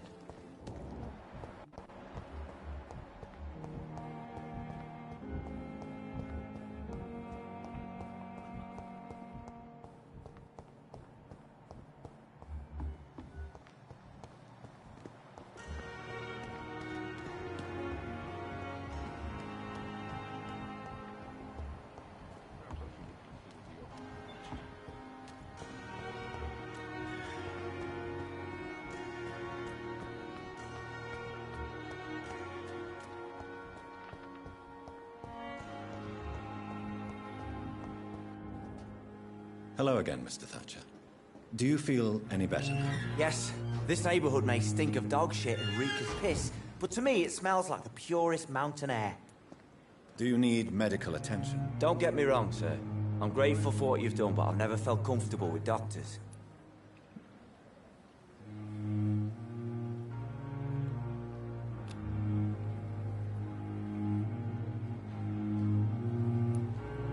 I will see you later. Goodbye, Mr. Thatcher. Try to take care of yourself. Hello again, Mr. Blight. I'm happy to see Mr. Thatcher is safe, for now. I'm eternally grateful, Doctor. We were total strangers and you helped us anyway. Can't thank you enough, sir. Do you need medical attention, sir? Afraid so. In the war, I was always worried about picking up something, getting some infection. Unfortunately, I've got that fear in London now. Throughout history, some diseases have done more damage to armies than any weapon created by man. You are wise to be careful. You're working at the Pembroke Hospital, aren't you? That's a good enough reason for me and Oswald to go there.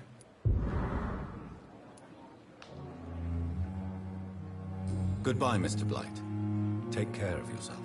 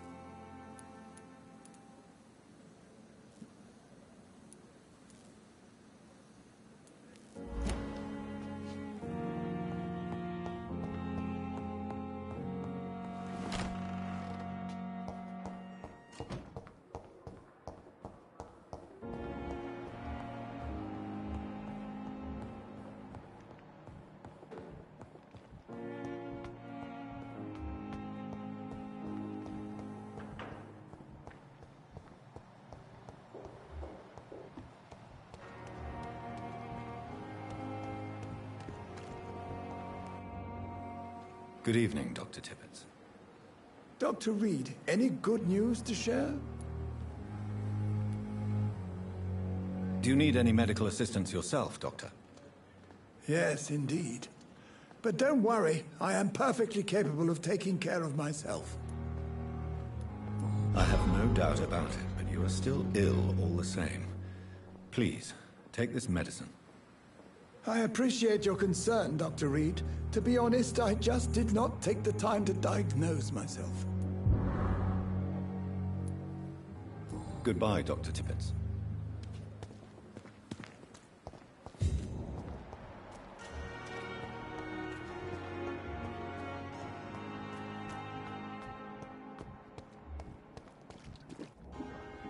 Good evening. Evening, Dr. Reed.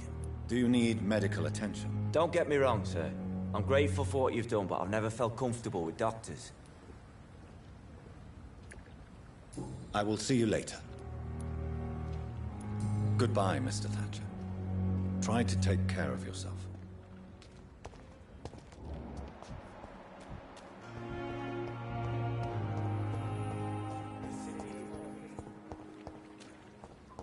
It's locked, all right.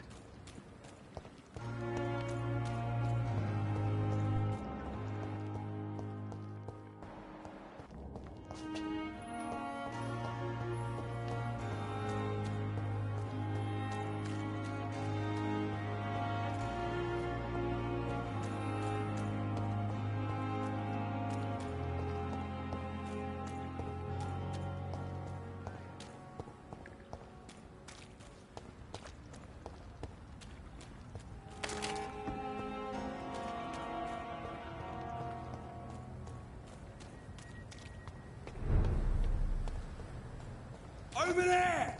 There's one of them vermin! Oh, Christ!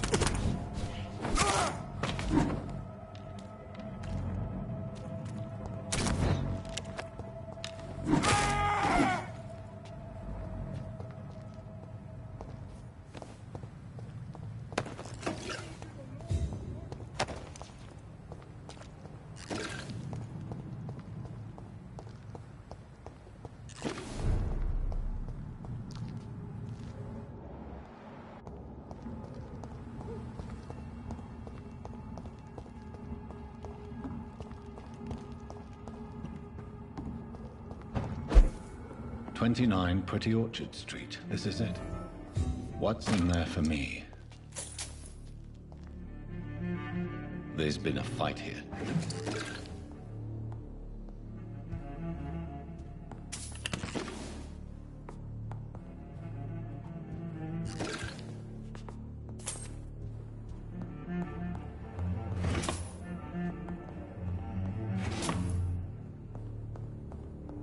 This window was shattered with violent force. Someone's been pulled through it and dragged through the street. Who could have done that?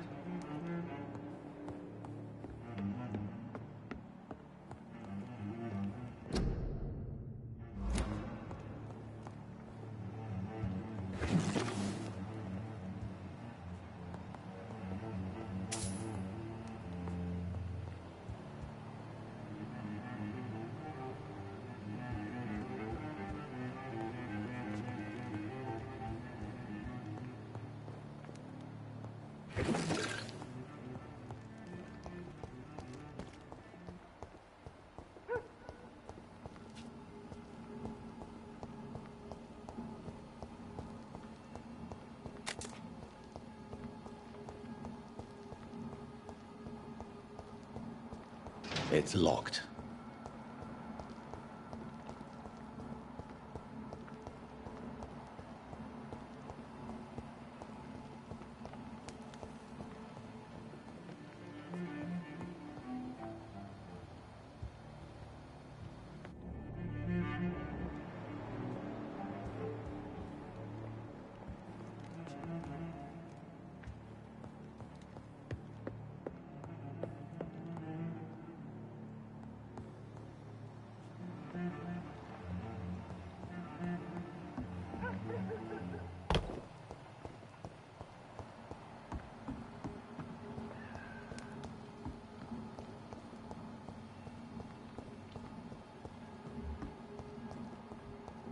you deaf?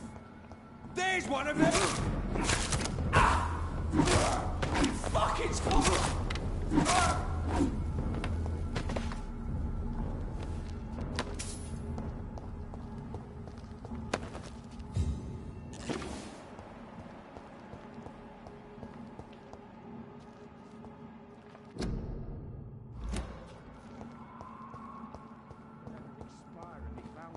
You're surprising. Occasion. Bloody leech! No! No!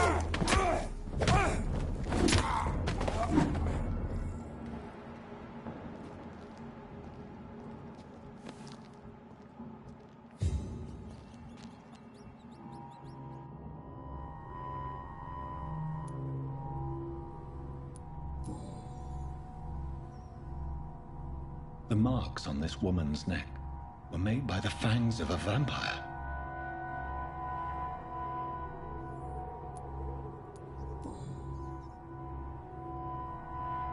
This is the very flower my mother tossed on Mary's coffin. Someone is targeting my family.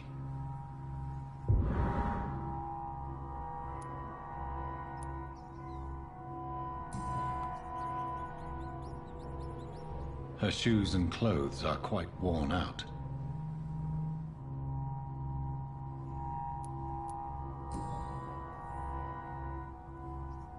Only a golden watch in her pockets.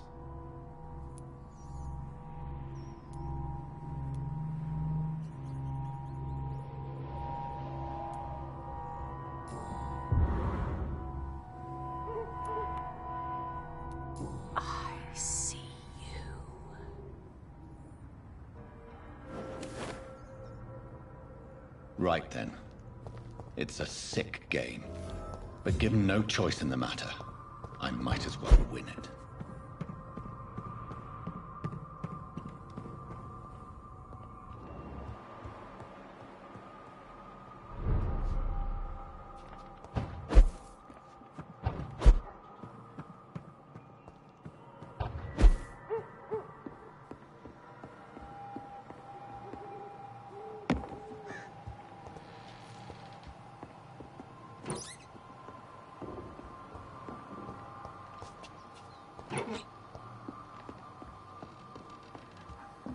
Jonathan. What was that?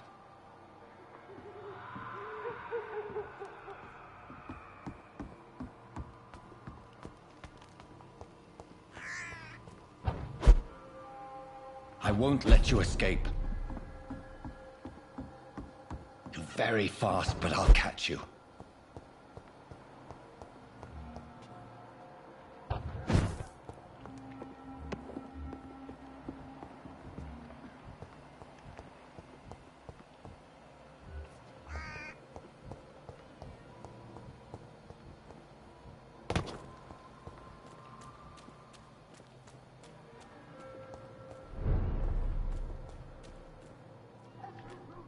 They've all been butchered.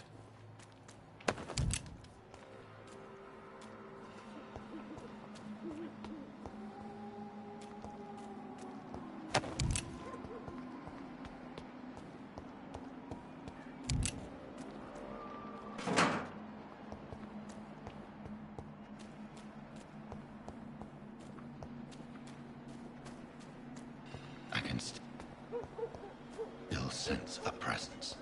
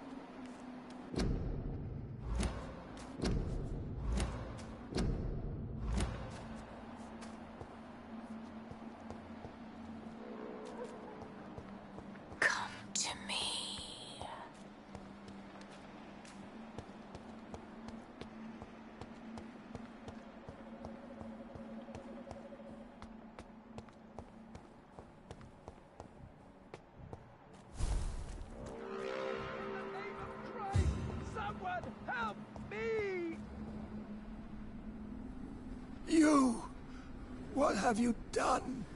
Vicar Larrabee, what happened? Demon! Hell Scourge! Son of perdition! Vicar! Jonathan is no demon. He's just a loving son, returned from the dead. Like your Christ, Vicar. Mary, it has been you all along. Oh, it's me, all right, precious brother. Why did you lure me here? I'm gathering the family. For a final reunion. All smiling, all dead. Thanks to the good Dr. Reed. Mary. Mother? Say hello to your son. Hello, Jonathan. Mother, What do we have here, Mother? The prodigal son has lost his tongue. Our Jonathan always had the first and last word at dinner. The entertainer, the star of our show. Mary, let me explain. Shut up. It's my turn to do the talking. I have this nasty hole in my chest, Johnny. It needs to breathe. Right then. Speak. My prayers went so long without an answer. My husband killed in France. My child carried away by the flu. My brother promising to return in his letters, then disappearing in thin air. I went from hospital to hospital, cemetery to cemetery, grave to grave. I've lifted every stone in London, searching for an end to the nightmare. And there you were, in front of me, on a dark pier. It was the hunger. You know it now as well. The joy to have finally found you. I longed for your arms, a final happy ending to so much tragedy, to tell me all would be well again. As you did when we were children. It was this filthy dock where you greeted your sister. I dug a tunnel from my grave with my fingers and teeth.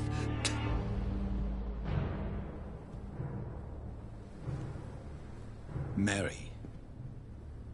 I had taken your life before I realized it was you. I tried to kill myself. But you failed in your attempt. We cannot die, can we? We are a plague.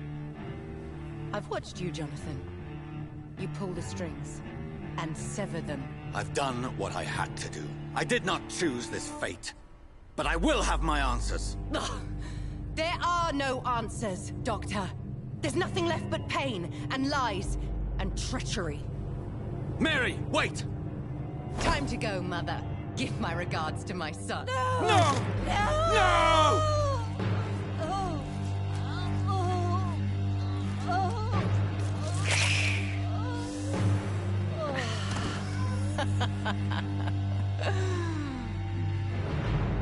This is what I do to those I cherish. Can you imagine what I've in mind for you? I'll destroy you! Finally, we hear the truth.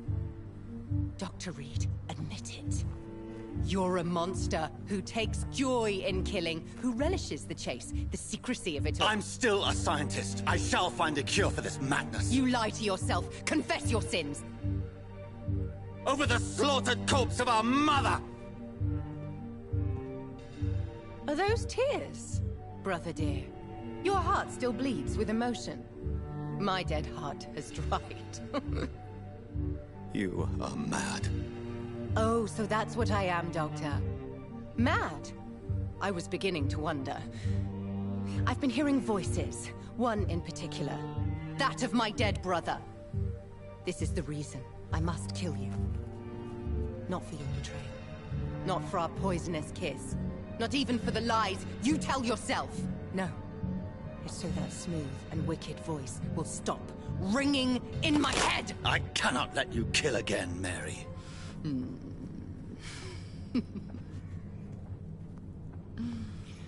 Time to die, brother. And this time for good! Slayer!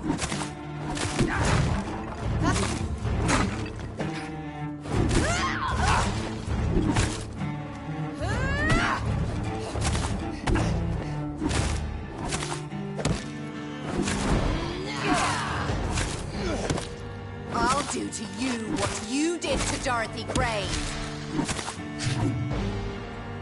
Abomination! What have you done?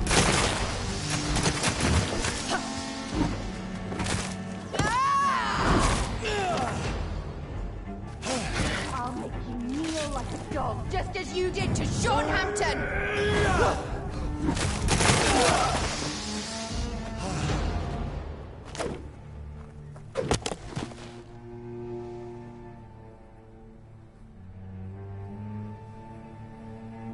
Well, brother, it's time to bring this conversation to an end. Forever. You know I will not play this game. Calm now, Doctor. Like a rabid dog. Or think you're performing an autopsy. Don't be ridiculous. I'll kill them all. The kind Dr. Swansea. The sweet little lass with hair of red. I am the Harbinger, bringing your punishment. Mary. Don't you see? This is not me. Flesh that never ages. All nightmare, no dream. Bring it to a close. Let me sleep.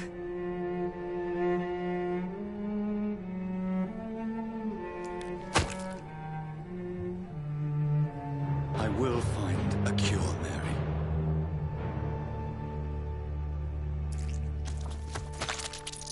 I swear it. Then, at last, I can forgive you.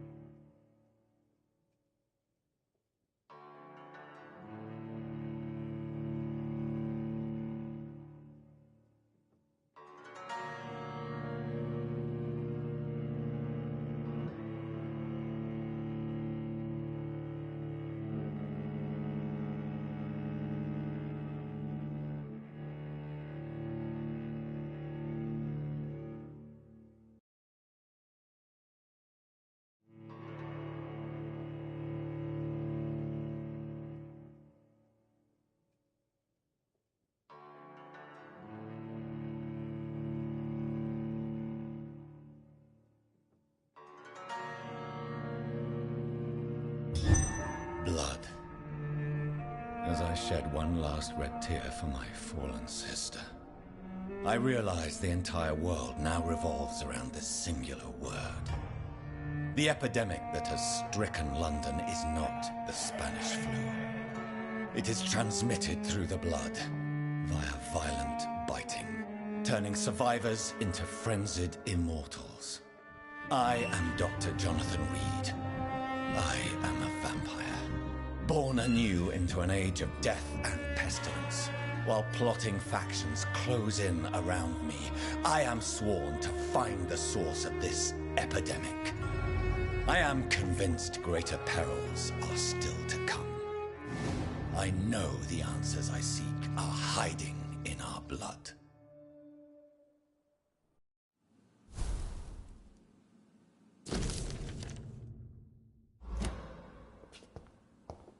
The flower's dying. It needs water.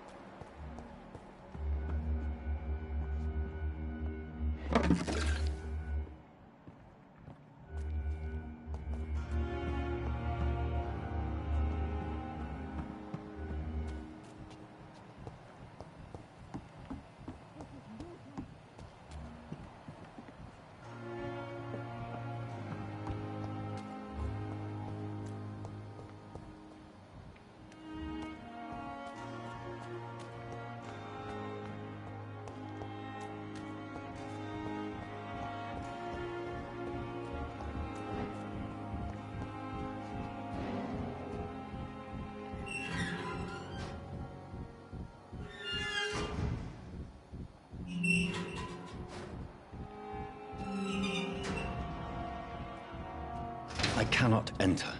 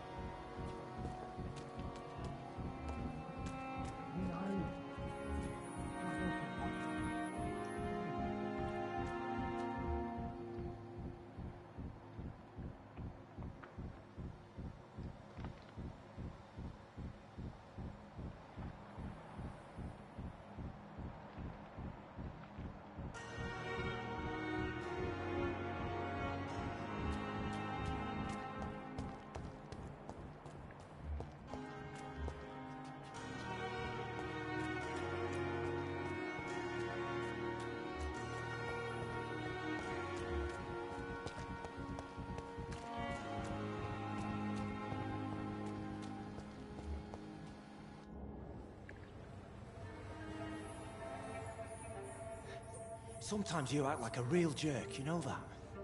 Come on, Ozzy, don't be like that. What, like what? Like someone who felt betrayed by the man he loves? Did you ever even try to find me? Rescue me? You know, it's not like that. I wanted to. I was so afraid to leave the hospital, not to be seen with you. Look, we survived this shit together. That's all that matters. I know you did your best.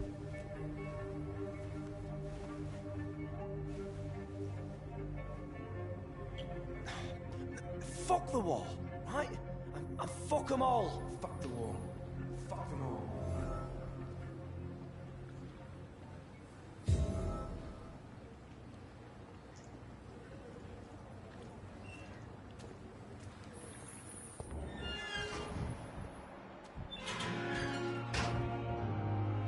Good evening. Evening, Dr. Reed. Do you need medical attention? Don't get me wrong, sir. I'm grateful for what you've done, but I've never felt comfortable with doctors.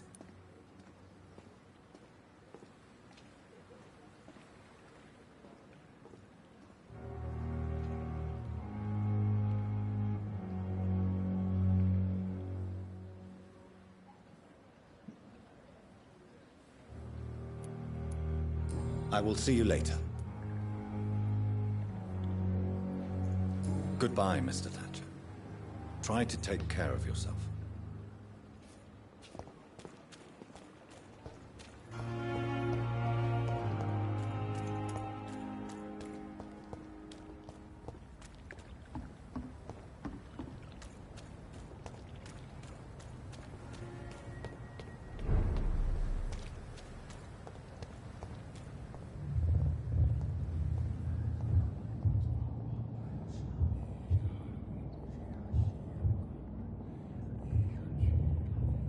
You must prepare, child, for the earth is bleeding and the harvest is upon us.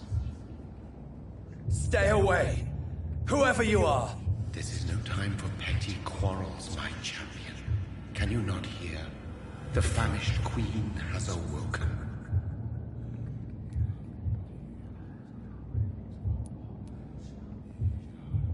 I am not your champion. But of course you are, son. As surely as you are the blood of my blood. I had to kill Mary. I have known your pain, child. Do not succumb to... Silence! I dismiss you, now! The land calls for a champion. All and everyone needs you. Silence! I'm tired of all these puppet shows.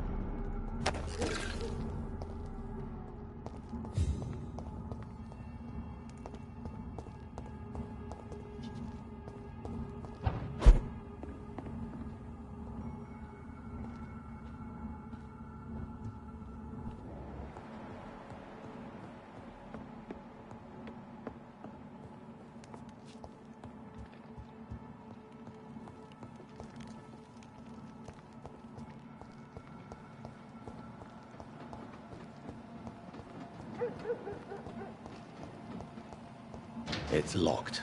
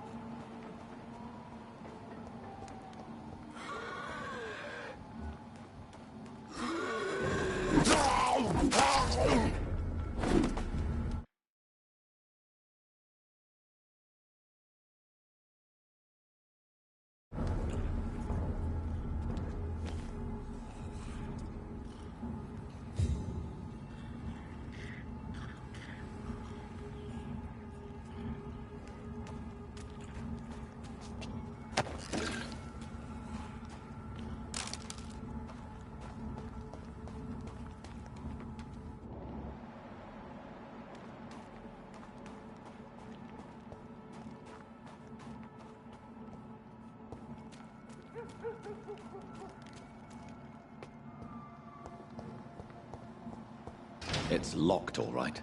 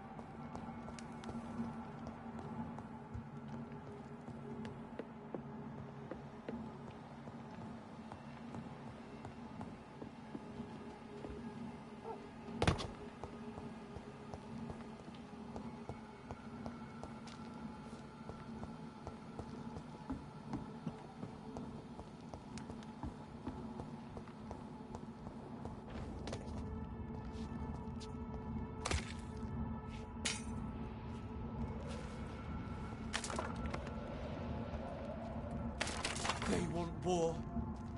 I'll show them war.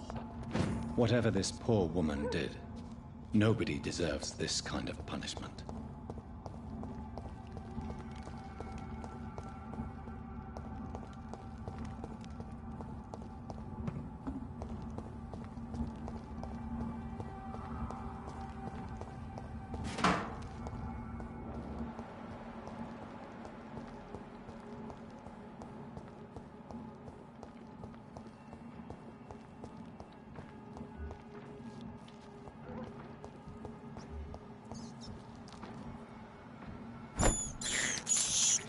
This is despicable.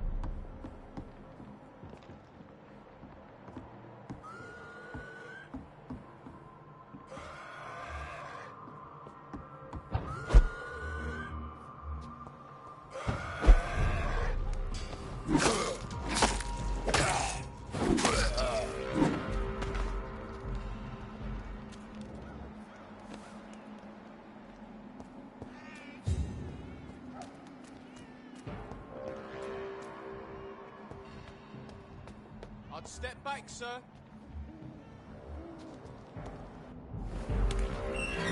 Best run along home, sir.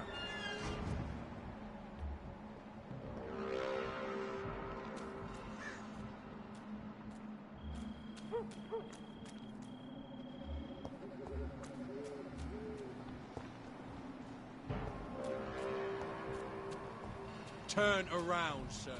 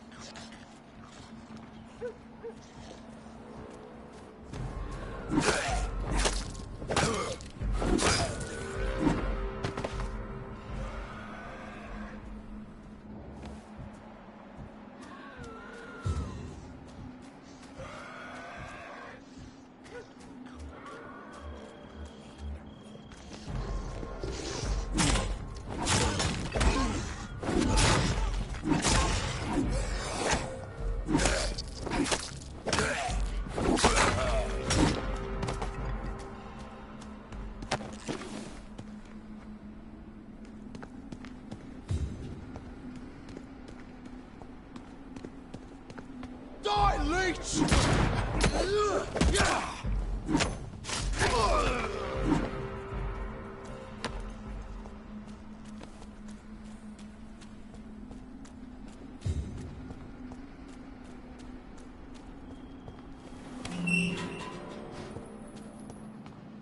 Carnage. Is Father Whitaker's disciple among the This man's far too old to be Samuel. No. By the look of his clothes, this man's a docker.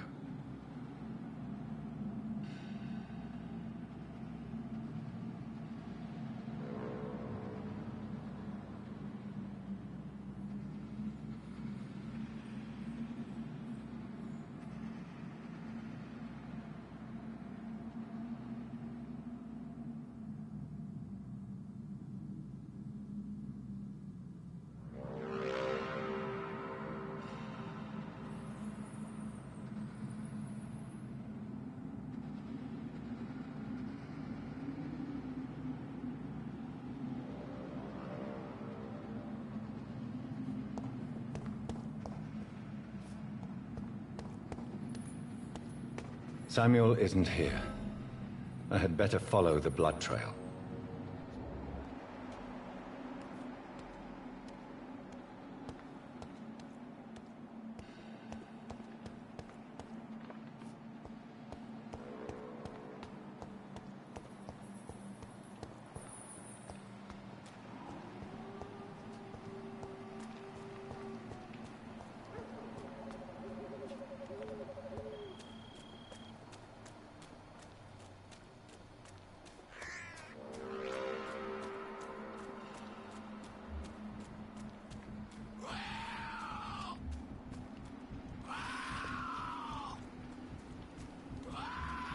As I feared.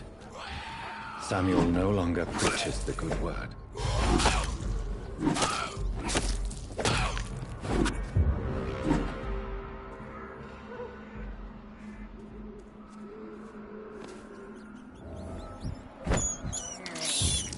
I have this thirst for blood.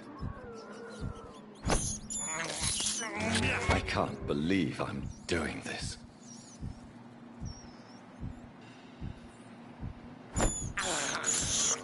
I have this thirst for blood.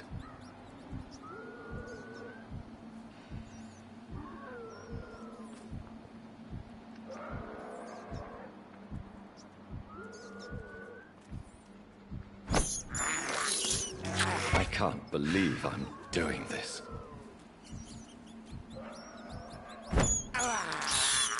I have this thirst for blood. This is despicable.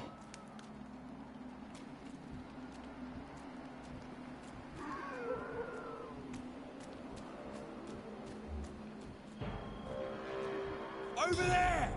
There's one of them burning!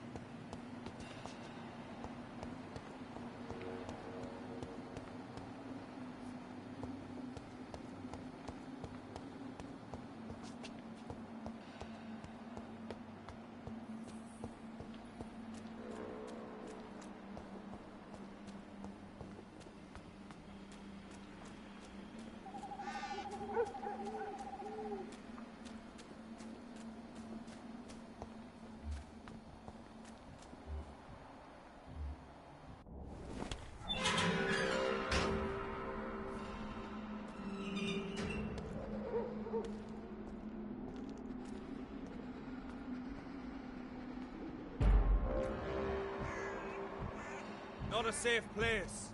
Right now, sir. Last warning, sir.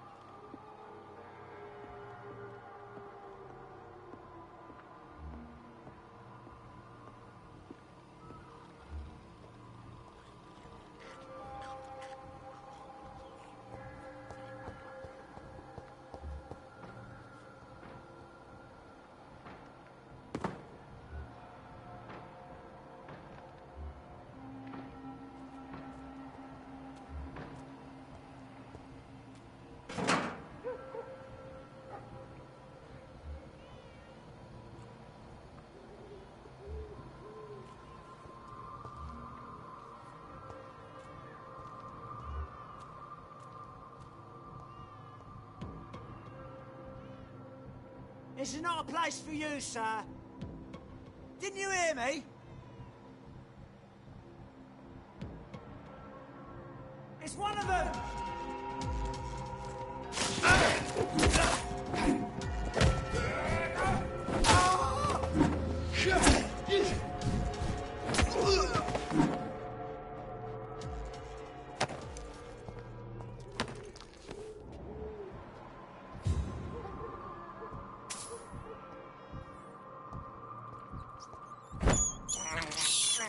I have this thirst for blood. This is despicable.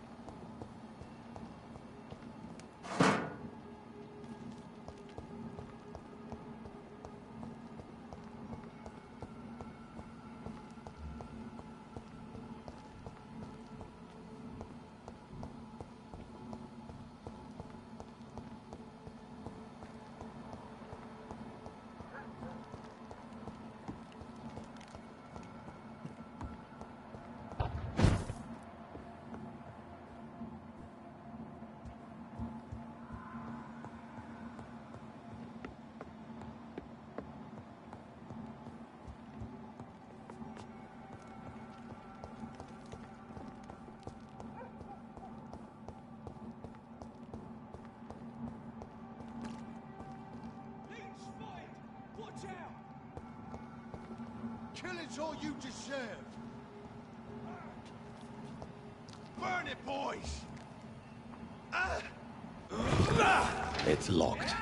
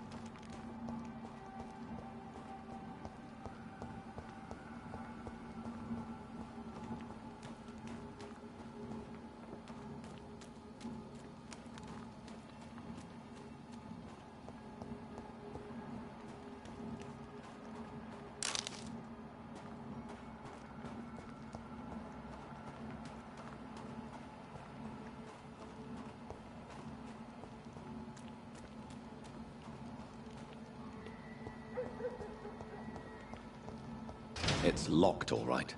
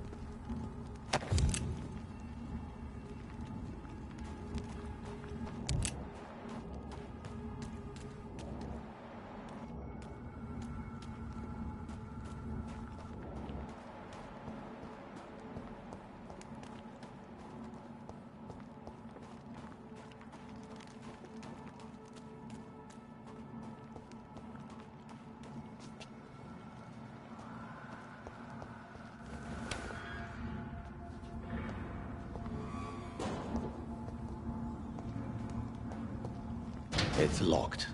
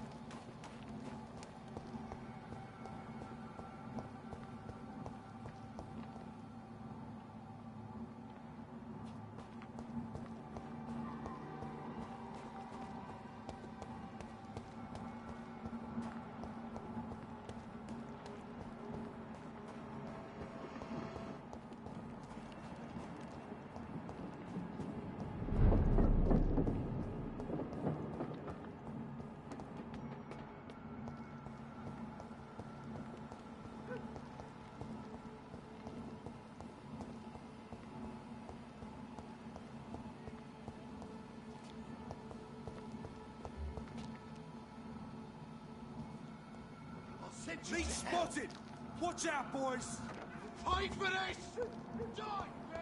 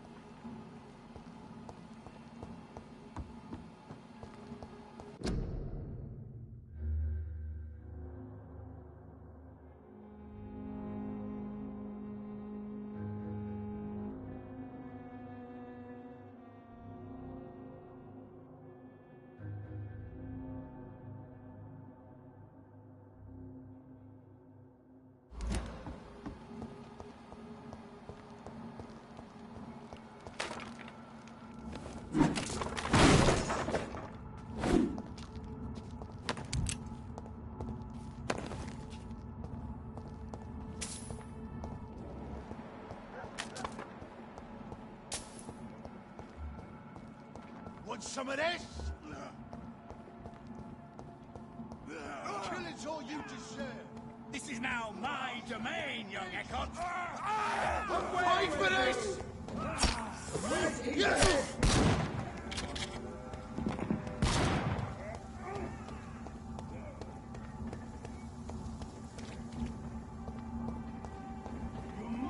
So this is where she lives. What a splendid house.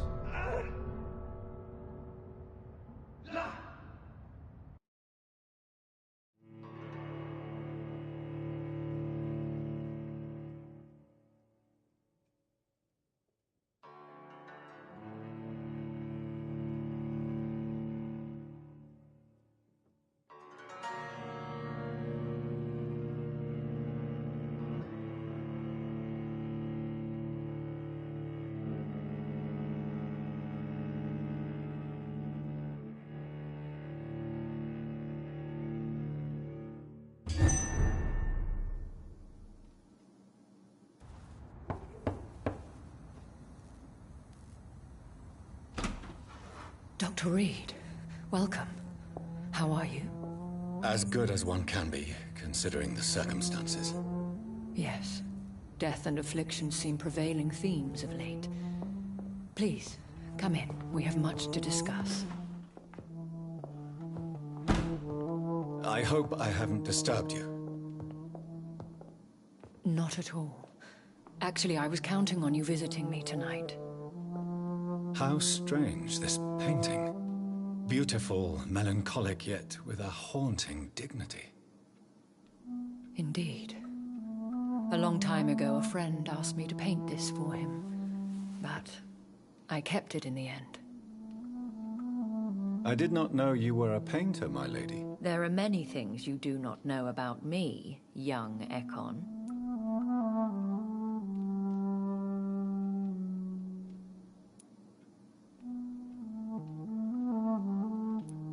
Why do you continue to mock me? Please excuse my behavior, Jonathan.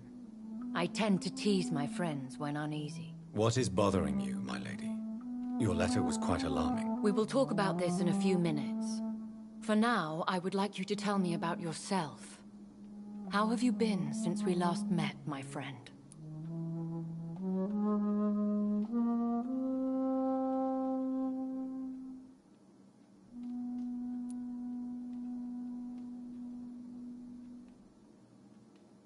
I think I should ask the questions, your ladyship. After all, it was you who invited me to settle this most urgent of matters. Fair enough, Jonathan. The situation is critical.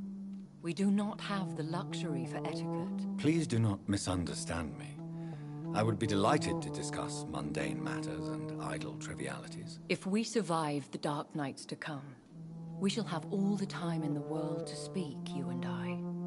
For now, please follow me, Jonathan. I must say, your house is exquisite. One of the advantages of living forever is having the time to be selective with one's furnishings. the liberty of having tea served? You can still drink tea. Can't keep it down, but I do so enjoy the aroma. Let us toast to make-believe. And of course to your health, Jonathan. And to yours, my lady.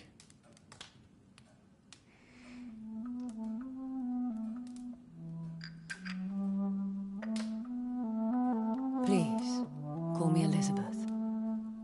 So, my lady, why, truly, did you invite me here? I've been asked to deliver an official invitation to meet the Ascalon Club.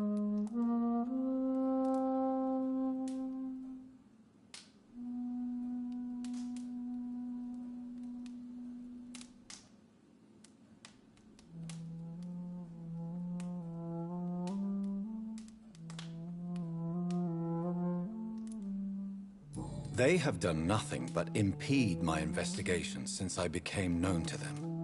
Why would they want to see me now? I guess they now see you as Ascalon material. They must have found out what happened to your sister. Proof of the potent blood flowing through your veins. I'm not sure I can accept their invitation. I have seen their handiwork. How Fergal the Beast imposed the club's law. You have no choice, Jonathan. Even I would not openly defy Lord Redgrave, the chairman of the Ascalon Club. What can you tell me about Lord Redgrave? Who is he? Lord Redgrave is the founder and chairman of the Ascalon Club. Most mortals know him as the Earl of Bristol. He is rich and extremely influential.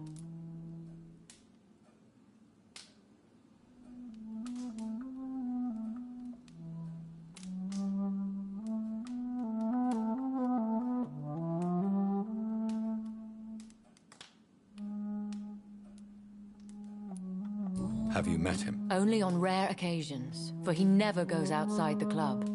And women are not awarded membership, even immortals. How old is he? How long has he been a vampire? Lord Redgrave claims to be the progeny of William Marshall, the most valiant knight who ever lived. If that is true, he could be very old. How powerful is his reach? The Ascalon Club may be the most influential secret society in England. Not all its members are immortals, but they are all very powerful. They are not all immortals. How is that? The club is mainly comprised of political figures who seek the safety and expansion of the Empire. The most loyal are awarded immortality.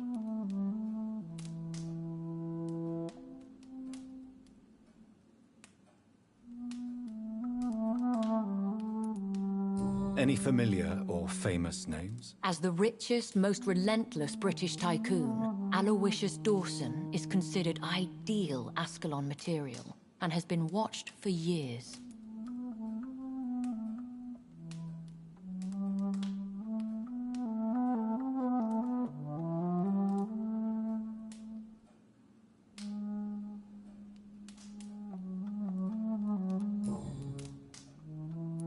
If you are convinced I must meet him, I will heed your advice. Thank you, Jonathan. I understand your reluctance to brush shoulders with London's vampire elite. But we have no choice. Is the situation that critical? Yes. The Guard of Prewen has called for a second great hunt of our kind. And they will stop at nothing to eliminate us. What is a great hunt? The first great hunt was launched about 75 years ago.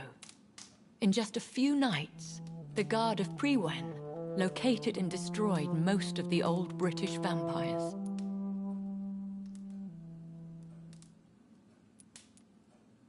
Why start a second one? Prewen has always seen us immortals as a threat to mankind.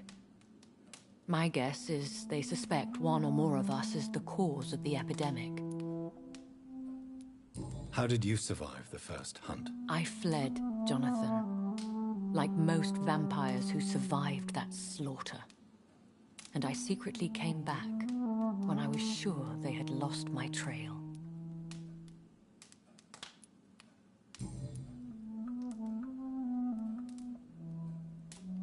Will the Guard of Prewen and the Ascalon Club fight each other? I doubt it.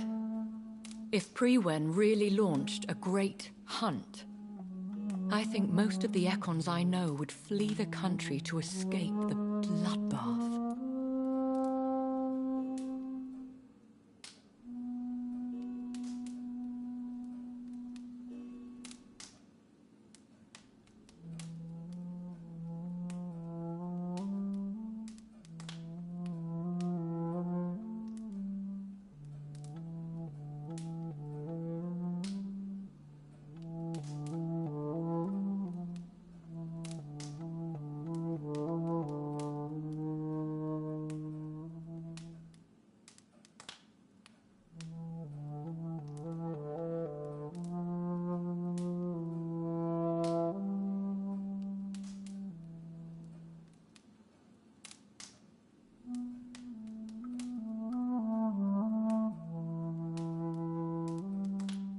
I think I saw them kill an Ekon on the way to your house. They seem to have a list with names. To launch another great hunt, they must have collected intelligence on vampire identities and whereabouts. They are a resourceful lot.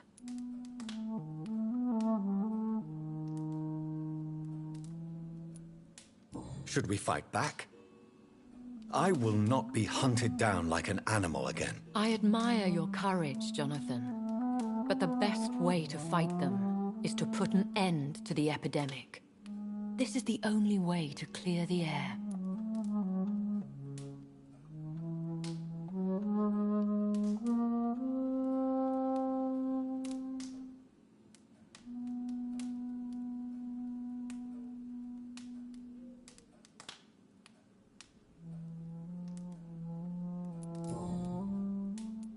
You should flee then. Leave London, the country even. I have seen the Guard in action. They are merciless. Your concern warms my heart, Jonathan. But fear not.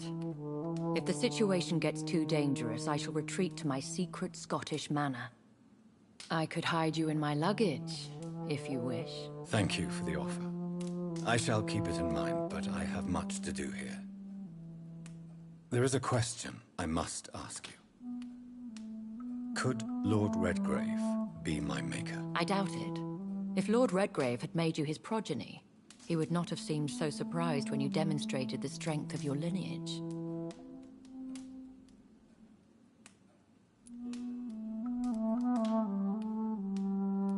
What is the plan? The plan is we both try to save this city, you and I.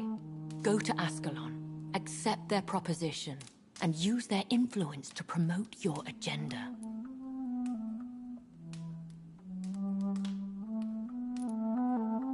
How can I save London? The epidemic is the priority. You must find its origin and put an end to it. This is the best way to solve the crisis.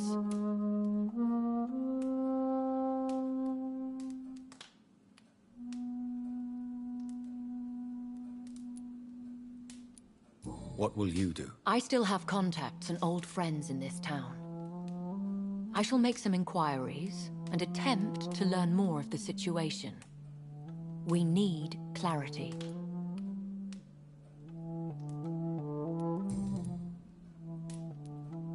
Will I ever discover the identity of my maker? Maybe not, Jonathan. We know for sure you were made by a powerful vampire, but most of those fled England long ago. You have no idea at all? You seem to know so many things about the secrets of the vampire underworld. Even if I had my suspicions, I would not dare give you a name so soon. All I can say is this. I will make inquiries and keep you informed. Please forgive my bluntness, but I have to ask. Was it you? Did you make me? Oh, Jonathan. I know you shall always have a gnawing doubt about who made you an immortal. But I swear, I had nothing to do with it. One day soon, I will have to find the answer to this mystery. And I shall help you in your research, I promise. For now, you must go to the Ascalon Club and play their game. Will I see you again at the Pembroke Hospital? No. You will find me here if you need me. I shall conduct inquiries alone, and we can then share our discoveries. When will we meet again? As soon as you meet Lord Redgrave, I suppose. Fear not, my dear. I shall only be a heart's beat away. Will you not visit Pembroke again? No. I must remain discreet and avoid attracting attention to Pembroke Hospital for the time being. But how will you sustain yourself? I shall not, Jonathan. Fear not. I'm used to it.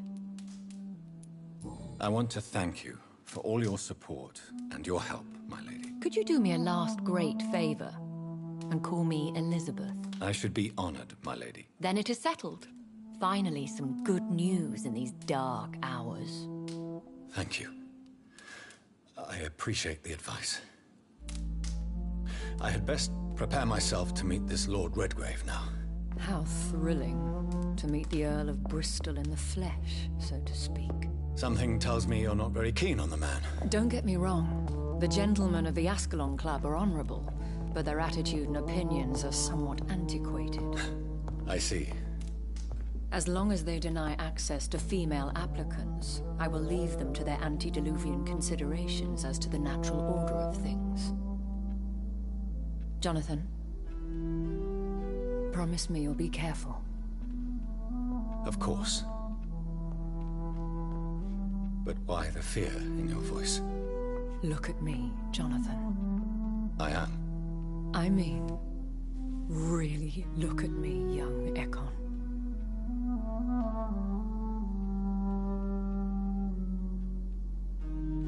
We may be deceptive by nature, but this heart of mine has always told the truth. Oh. Elizabeth. Go, my friend. But come back to me soon.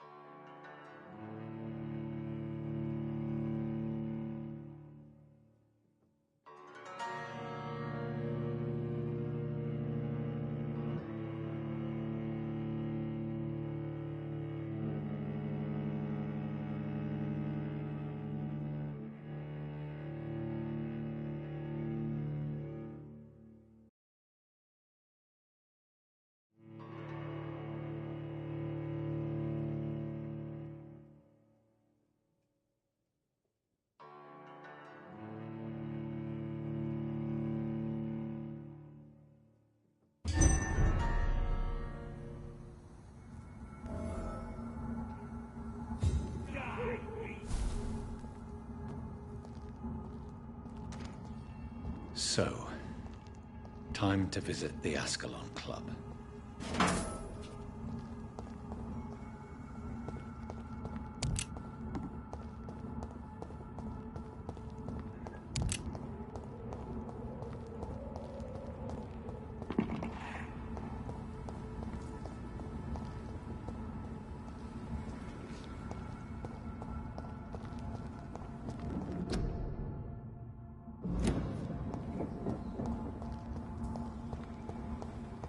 I cannot enter.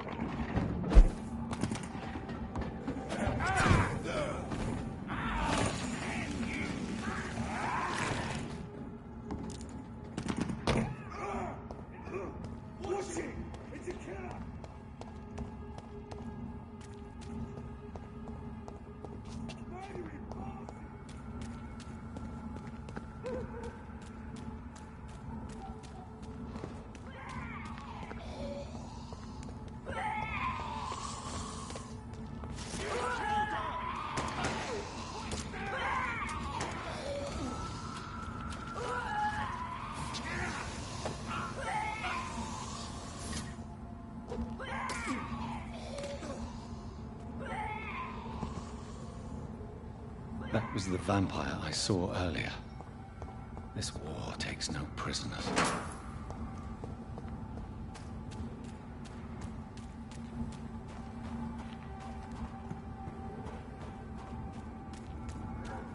The West End. Never have I felt so sad to be back home.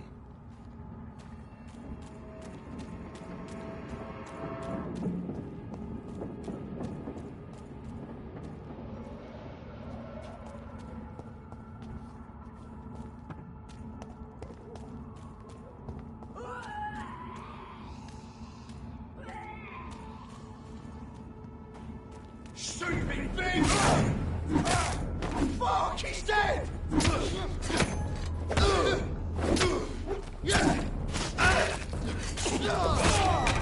I hate leeches!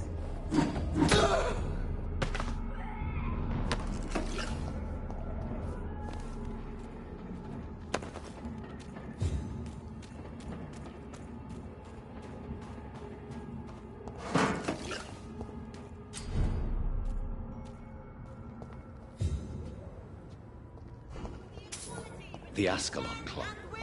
The heart of British vampire society. Not quite as subtle as I expected.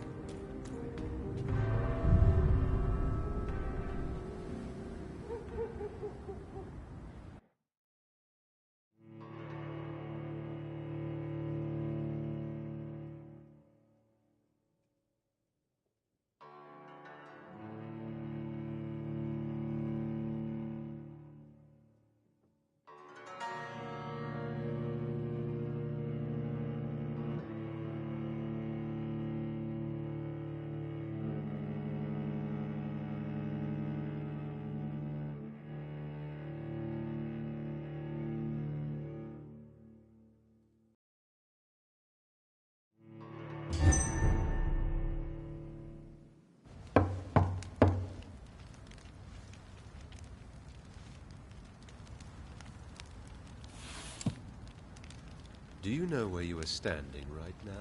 In front of the Ascalon Club, I presume. The Ascalon Club only summons or ostracizes. What is your business tonight? I received an invitation. I'm Dr. Jonathan Reed.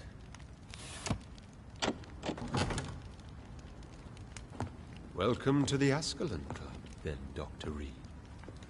Please proceed. Lord Redgrave is waiting on you upstairs.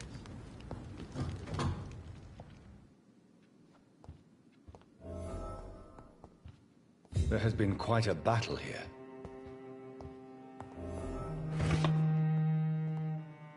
I'm sure the Ascalon Club has the money to replace the furniture.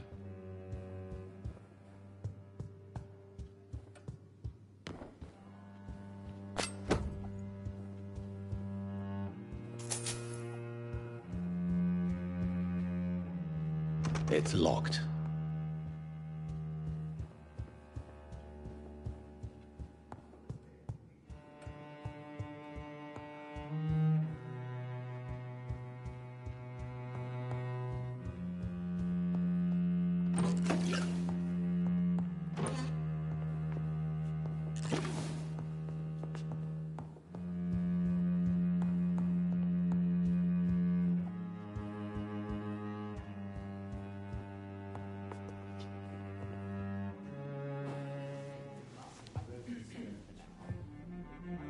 Good evening.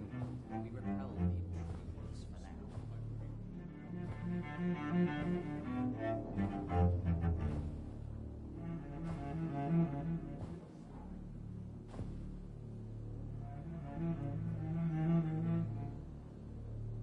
My good friends, if I may have your attention. Behold our visitor, the good Dr. Reed. Newborn of blood so pure and strong that even my friend Fergal Bancher was no match for him. Here, here, here! Come forward, young Ekon, for we have so much to discuss. Welcome to the Ascalon Club, Dr. Reed. I am Lord Redgrave, Earl of Bristol and chairman of this exclusive association. Lord Redgrave. At last we meet. I've been eager to make your acquaintance. I've heard some astounding things about you. Please accept my condolences for your loss, Dr. Reed. Thank you, my lord. Lady Ashbury expressed your wish to meet me. Yes. The lady has always been a useful acquaintance, though not always reliable. Is she a good friend of yours?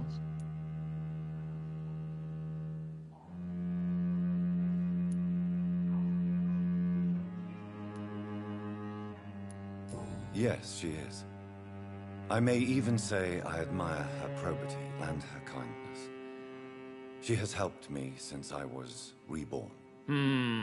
The centuries have taught me never to trust a woman completely, especially if she is immortal. Too prone to emotions, if you ask me. Too fickle when it comes to important decisions. My lord, do not expect me to speak ill of Lady Ashbury. Of course not, and I praise your loyalty. Would you offer the same fidelity to the Empire? What do you mean? I speak of the Skull Plague that threatens London and the country. You have been on the front line in the East End, but the time has come to open up a second front here. The epidemic has escaped the quarantine. You have new cases of the outbreak. We don't know for certain, but we cannot allow the disease to threaten the prominent heads of Great Britain.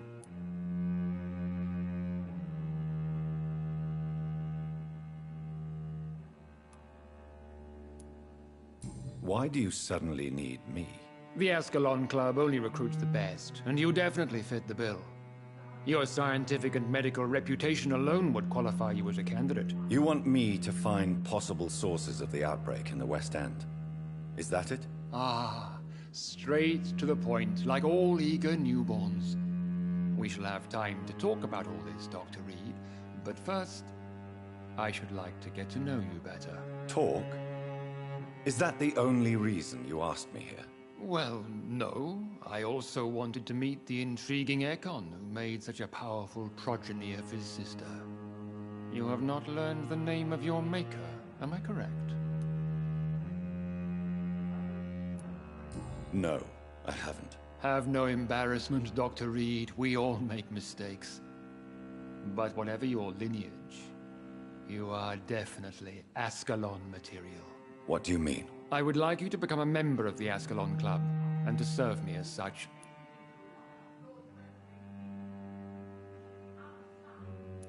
Before I accept, I have so many questions. Please ask. What is the Ascalon Club's express purpose? We follow the credo of William Marshall, the greatest knight who ever lived. As was he, we are sworn to protect the British Empire.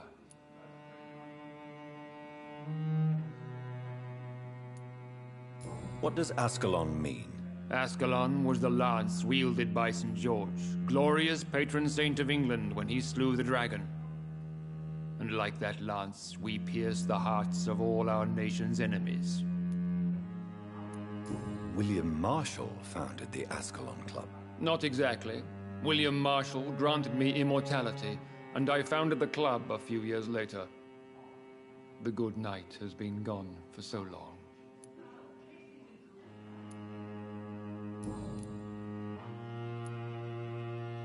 What does it mean to be a member of the Ascalon Club? It means that you swear to protect the interests of the Crown, that you become a loyal servant of the British Empire.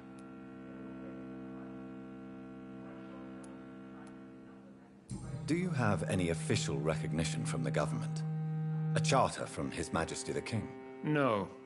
Of course, the Ascalon Club publicly supports the Empire, but the true nature of its members remains a secret.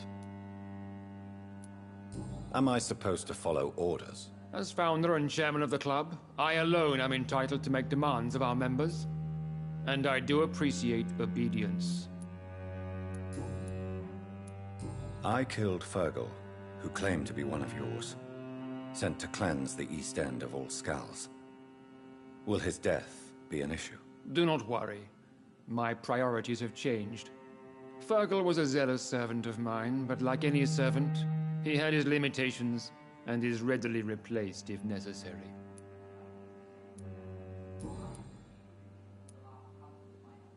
I agree to join the club. This is good news. Good news indeed in these crucial times. Let's inform the Assembly formally and proceed with your initiation. My initiation? Fear not. Nothing fancy nor dangerous. It is just that we, the members of Ascalon, believe that tradition and custom are the backbone of this country.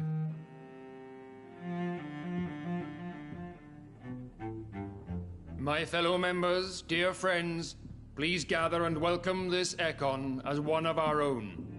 Is he worthy? Is his blood pure? Well, speak, Dr. Reed, in front of the most sacred blood. The blood of our beloved William Marshall, speak now. Will you serve and protect the crown as he did? Yes, I will. Then, young Ekon, it is time to testify with your blood. It is time to sign the Book of Allegiance. I know it's awfully gothic and a tad pedantic, but England's traditions are the backbone of our nation.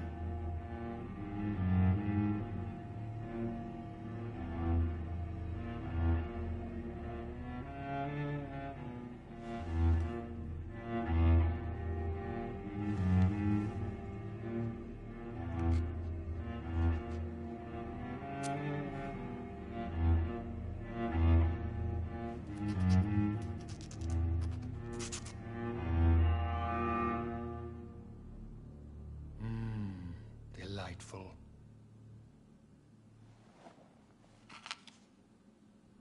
Welcome to the Ascalon Club, Dr. Reed. Take your place among the bearers of the lance. One of us! One of us!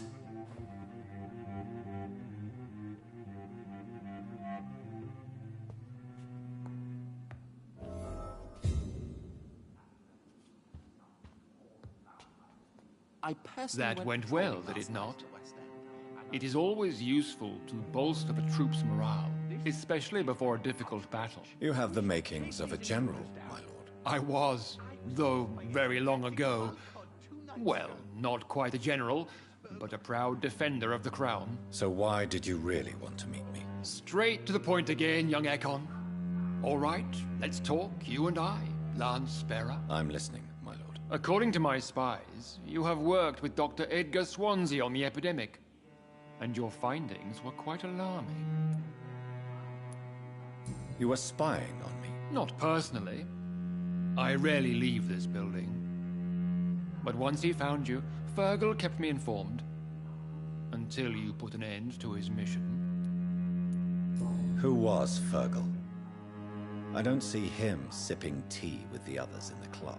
Fergal Banshire was my squire of sorts. Even before becoming that magnificent beast, he was a brute. He served me well for decades. No, I mean, what was he? He was clearly no ordinary vampire. No. He was a Volcod. All muscles and instinct. Quite the rare breed.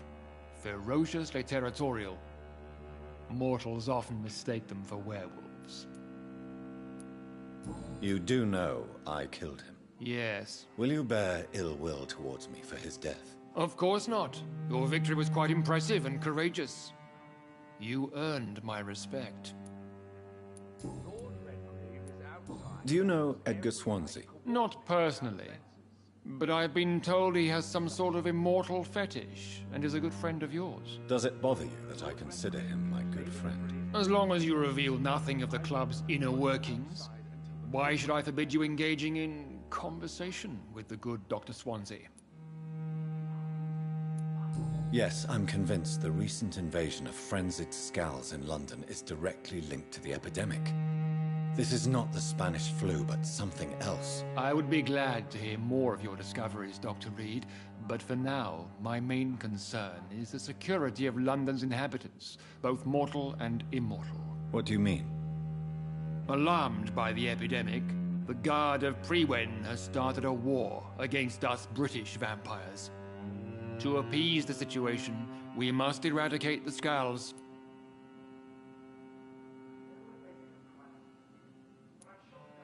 I have met peaceful and wise Skulls. To exterminate them means we are no better than vampire hunters. Skulls are hideous, shameful creatures that give all Ekon a bad name. So, what do you want me to do? I want you to investigate the city thoroughly. I have reason to fear there are cases of contagion in this part of town. Our absolute priority is to find and cleanse them. And how would you like me to proceed? By all means necessary, Dr. Reed.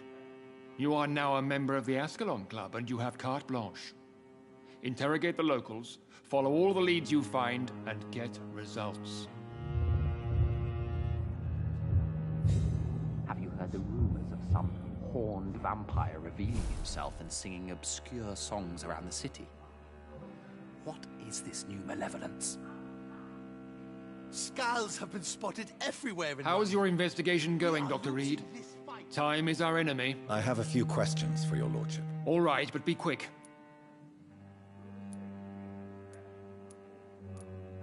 May I ask you about the mortal who attended my initiation?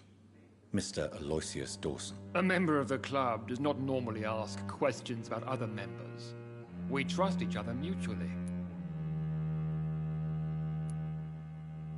So he really is a member, then? Indeed. Only the most eminent members are allowed to attend such ceremonies. Even if I admit some of us fled during the first hours of the Great Hunt. But Mr. Dawson is mortal. Are you not afraid he might reveal who you are? Especially to your enemies. Aloysius Dawson is a man of his word, as are all of us. This is the Ascalon Club, Dr. Reed. We do not grant access to the unworthy. You made me swear on the blood of William Marshall during my initiation ceremony. Why was that? William Marshall was the most glorious knight who ever lived. He served 5 kings, and was a living example of probity for all. And he was my maker. William Marshall was a vampire? Is this some sort of joke? Wait. Could he be my maker? That would be joyful news, for it would mean he still walks among us. But alas, the great knight has left this world for good. Why is his blood so sacred to the Ascalon Club? He was simply the greatest defender of the realm we have ever known. I fought by his side at the Battle of Preston, and he made me his progeny following the fight. What can you tell me about the Great Hunt? It's a major concern, and I'm convinced we'll only get a satisfactory conclusion by putting an end to the epidemic. I have already met Geoffrey McCullum. I am certain he will persist until he has killed every last vampire. The Guard's current successful recruitment campaign is driven by the ravenous behavior of the Skulls. I see. So without the epidemic creating Skulls, the Guard could not convince anybody of our presence. Exactly. Once we have put the epidemic behind us, we need only wait until the Guard grows old and weak. Time will once again become our ally. What about the risk of a full-scale attack here? Geoffrey McCullum is a daring leader. That is exactly why so many of our number have left the country until things improve. But not me. I founded this club. I'll die defending it.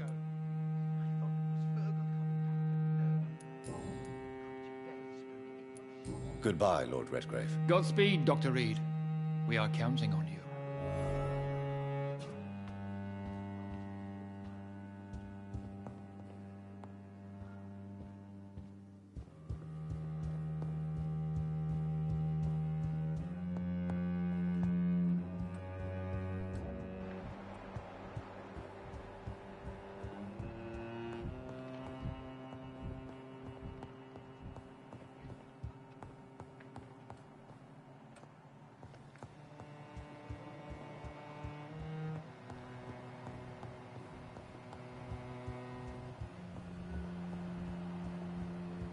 Welcome to the Ascalon Club, then, Dr. Reed.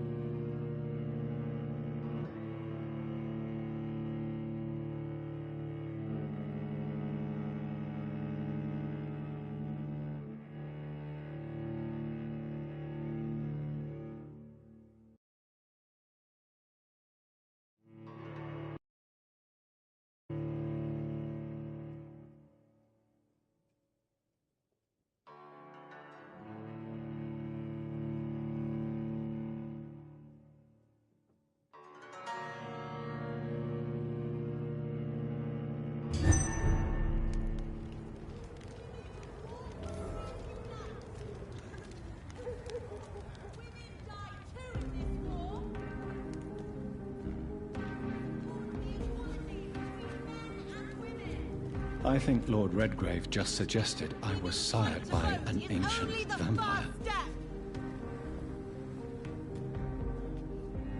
Good evening, miss. Oh my god, no. Please, Mr. Vampire, don't kill me. Please, no. I'm too young to die. I still have so much to offer this world. Wait, no. Why do you think I would... What? Don't worry, Dr. Reed. I know you wouldn't harm me. Mother told me you were in this part of town and might drop by. Your mother? My name is Charlotte, sir. Charlotte Ashbury. My mother taught me long ago how to recognize the signs that betray a vampire. I understand she also taught you how to tease and gently mock innocent young Ekons. It's a pleasure to meet you, Miss Charlotte.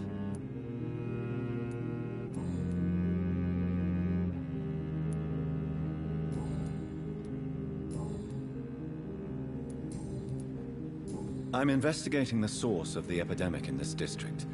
Have you noticed anything unusual recently? A few days ago, I spotted a strange house while campaigning for women's suffrage. Awful smell. No answer when I knocked. Where is it? It's the Mullaneys, a nice family who live in a big house near the park in the eastern part of this neighborhood. Goodbye, Charlotte. Give my best regards to your mother when you see her. She's been quite busy these last few nights. I suspect you may see her before me.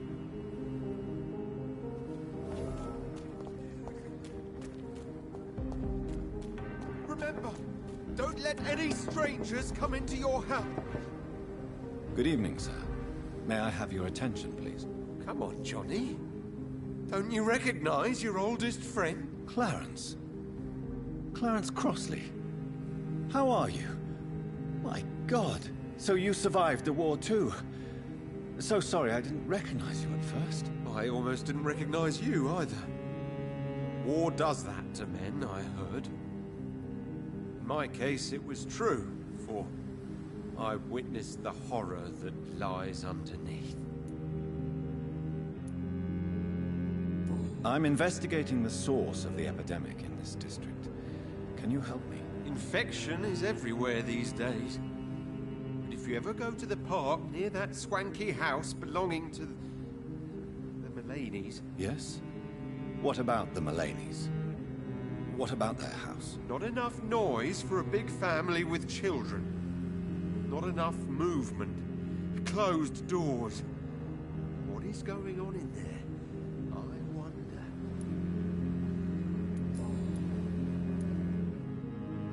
How is your wife, Venus? We've spent so much time away from each other. And so many things have happened. But you're alive. You returned in one piece, and you have a family. How many soldiers can say the same? Believe me, it's not quite that simple. Unlike you, I'm not the man I used to be. Is everything all right at home? Surely Venus was relieved to see you return from France in one piece. Have you forgot what people are like in this part of town, Johnny? Venus fears for our family reputation. Now her husband has become the village idiot.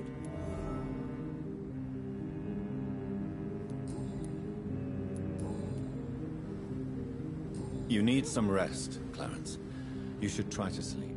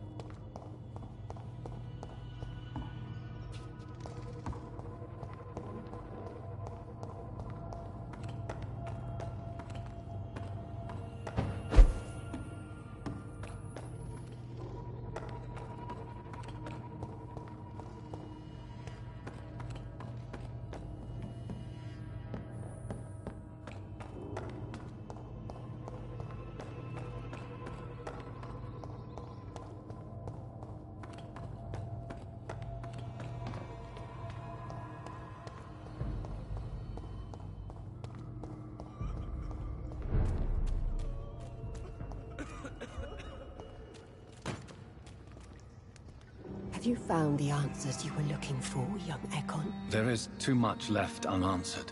So many...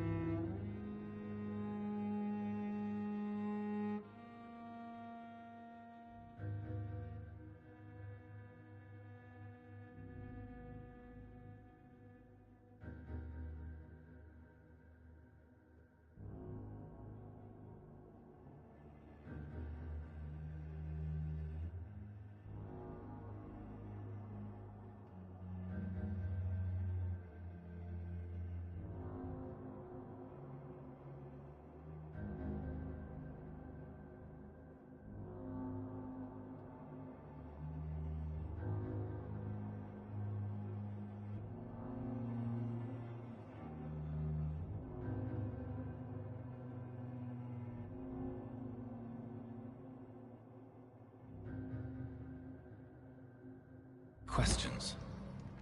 Get to know us, spend time with us, and I may be willing to answer more questions.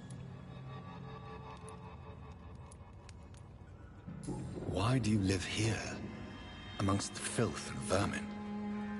Live. Here we hide. What are you hiding from? From the guilt, the shame, from the hunters and the light. And of course, our past. Why don't you leave the city? Hide somewhere far from the guard of Priwen, the Ascalon Club. We are the Sewer Skulls. This is our domain. We have run as far as we can, and now we hide.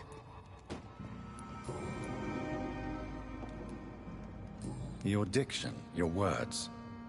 You do not carry yourself like most Skulls I've encountered. True. I'm not like most Skulls. You were once someone else. What happened to you? It is as sad as it is long, young Ekon, but it will remain mine. Can I be of service to you? We ask but one thing. Reveal to no one our secrets. Do not betray us. For how long have you been in hiding here? skulls have been hiding under London since vampires first entered the city. Where did you hide before the sewers? We claimed ancient tunnels, forgotten caverns, catacombs. We are skulls, groveling beneath the feet of our makers.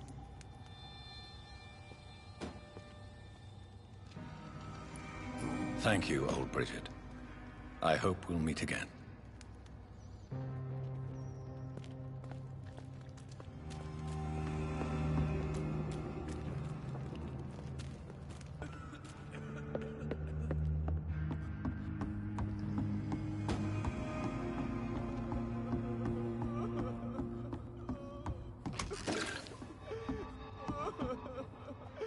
Eternal gratitude for your protection, Master.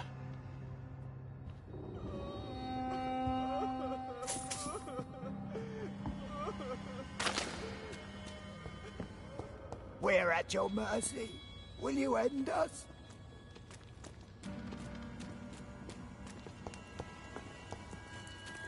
Your spell is enticing. So sweet of blood.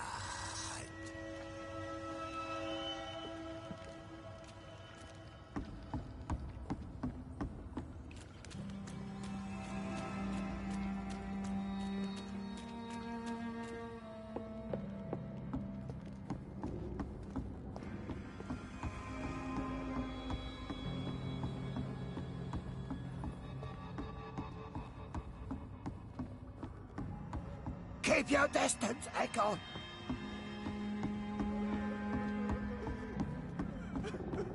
We're at your mercy. Will you end us?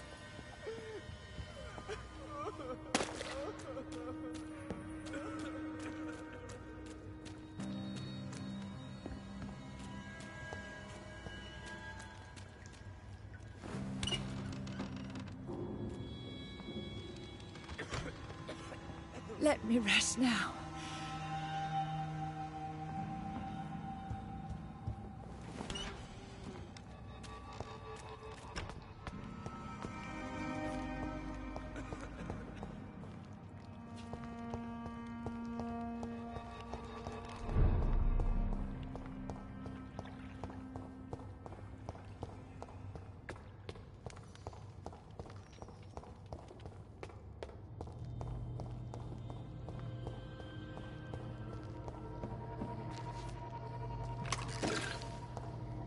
It's locked, all right.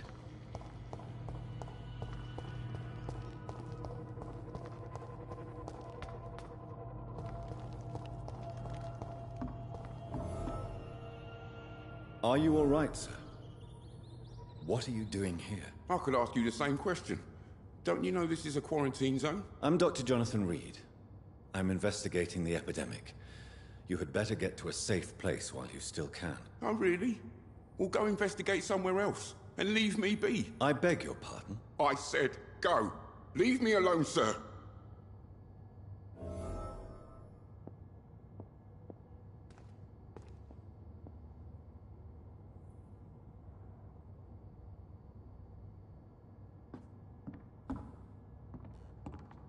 Sir, you have no idea what could happen to you if you stay here. Why don't you go home? For fuck's sake. Do I have to punch you in the face to make you disappear? Leave me be! It's my duty to insist. Death lurks everywhere. I must ask you to go back home. I'm safe here, don't you get it? I'm better off risking the flu than catching a bullet. Am I clear enough? I see. Well, since you are obviously hiding from a threat, don't you have a safer place to go? Do you think I'm stupid? The Night Asylum, the Turquoise Turtle, even Miss Gillingham's attic. I tried them all. No, this is my only chance.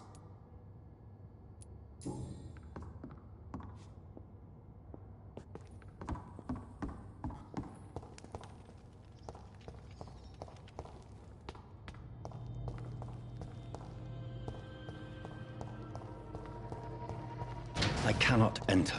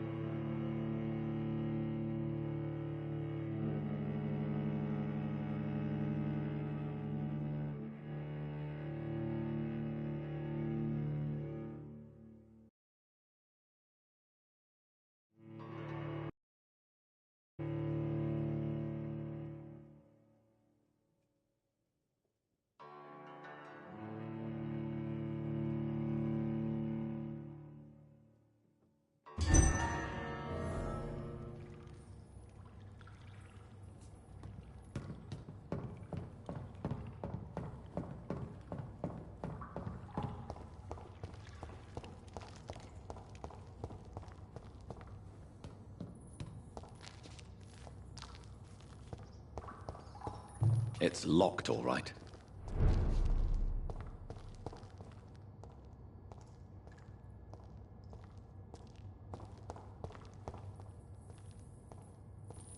It's locked.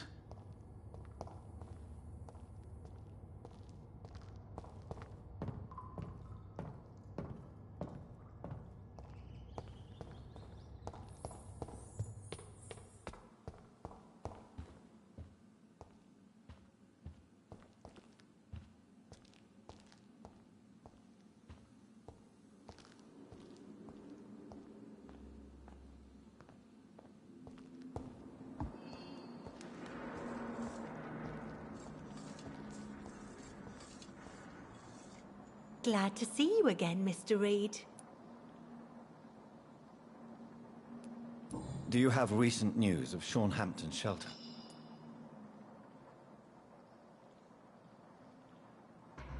Do you need my medical attention, Miss Paxton? I can keep going, Dr. Reed. Of course you can, Miss Paxton. But I wouldn't recommend it. Please, take this. You will feel better. Thank you, Dr. Reed. Thank you. Really. Are you worried about the sanitary situation in London? There are rumors of infected people turned mad by the fever and roaming the streets, attacking everyone they see. Is it true? As long as you stay away from the streets, you should be all right. I hope you're right, Dr. Reed. We feel kind of left alone around here.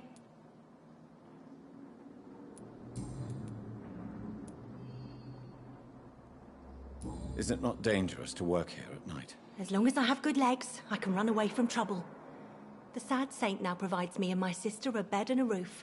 I don't want to lose that. What can you tell me about the Sad Saint? It's just the nickname of Sean Hampton, the Sad Saint of the East End. He gave me shelter, and he is not always sad. Are you homeless, Miss Paxton? Mr. Hampton's night asylum is our new home now. It's a safe place for me and my sister. What can you tell me about this place? How are things here? It may be okay for a strong girl like me, but a dandy doctor from the city like yourself, you better watch your back, Mr. Reed.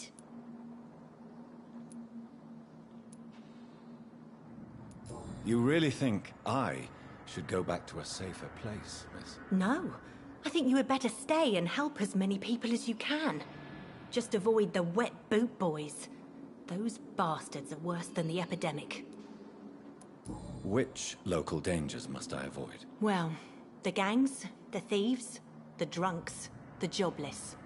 A man with your fancy clothes will attract a lot of attention. Well, I am not someone so easily intimidated. Glad to hear that. And if you get into trouble, you can always seek help at Sean Hampton's shelter. No one would dare to be violent there.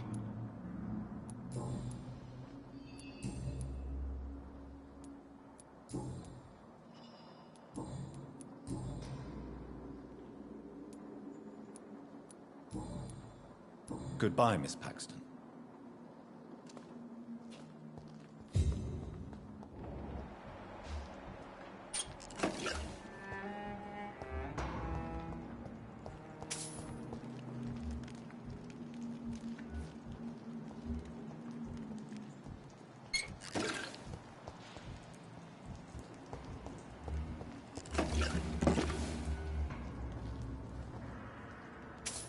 Come now, Lottie. Welcome back to my humble shelter, Dr. Reed. Are you here to subdue me again? No, Sean. I just came by to see how you are. I feel all right. Why'd you ask? Are you still feeding on corpses? No. It's almost as though the blood you forced me to drink has provided me eternal satisfaction.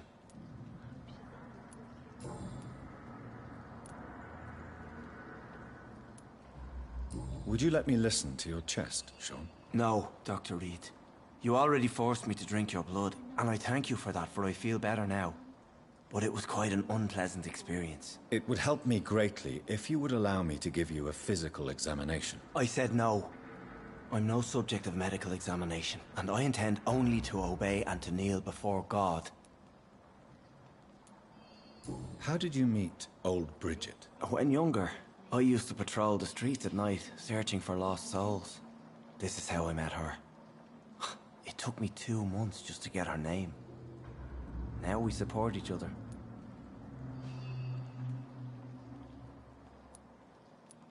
Had you already visited their hideout in the sewers? Just once, and very briefly. Most of them are very discreet, and they see me as an outsider, even if I protect them. You really are a saint, Sean. Oh, no, sir, I'm not. But I know evil, and I believe goodwill and tenacity can make this world a better place. Have you seen Harriet Jones since taking her to Old Bridget? No. She is with the sewer Skulls now. I don't go downstairs. What happened at the Pembroke? I guess we recognized each other. As Skulls, I mean. She had but one thought. To punish. To get revenge upon everything and everyone. I realized I had to bring her here quickly. But why did she fake her own death? There was so much blood in her room. She attacked patients, too. I just lost her for a minute that night. When I found her, she had caused mayhem across the hospital. I slapped some sense into her, and we fled before getting caught. What happened then? We ran here through narrow streets and backyards. She kept saying that someone was talking to her in the dark, offering to avenge her. But I saw nobody.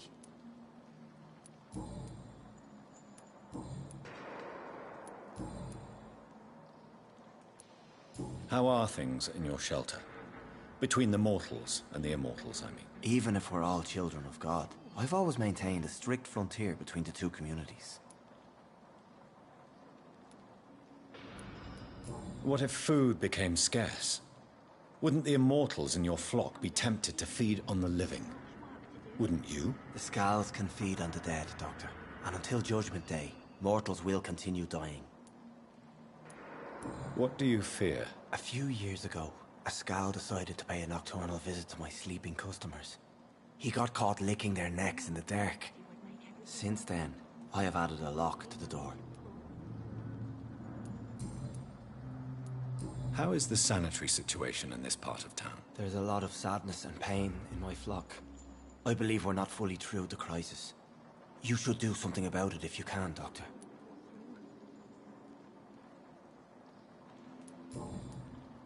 Farewell, Sean.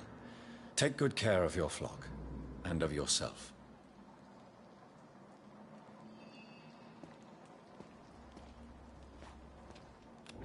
Come now, Lottie. There is still much work to do.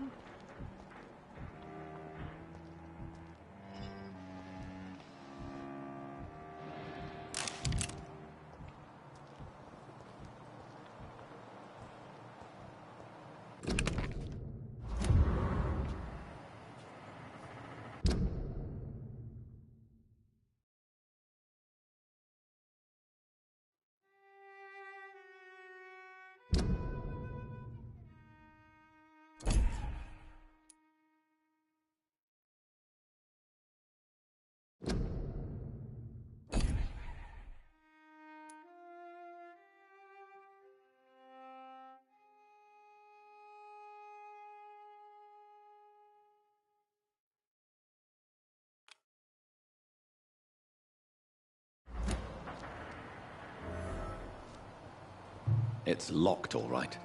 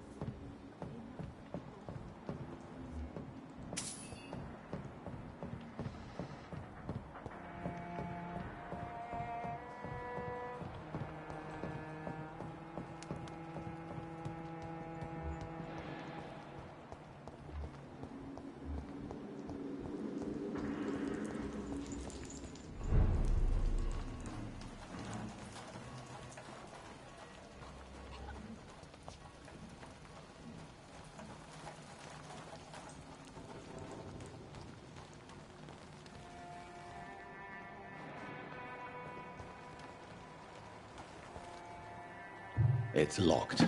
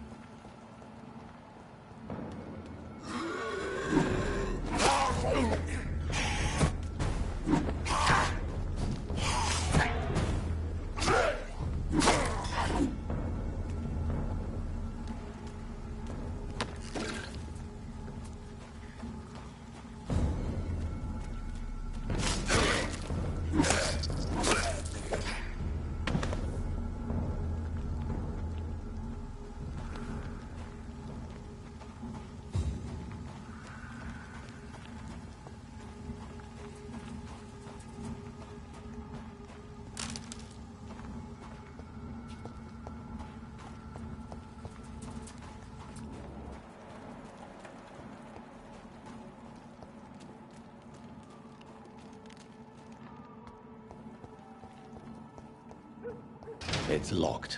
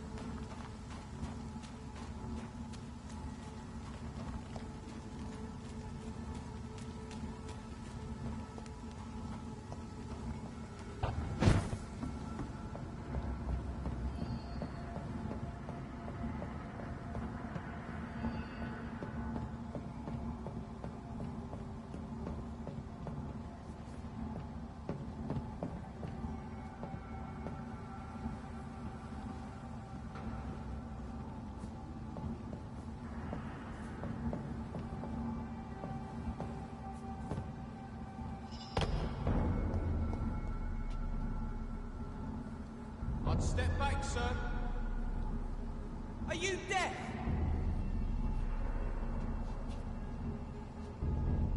Elite! Elite!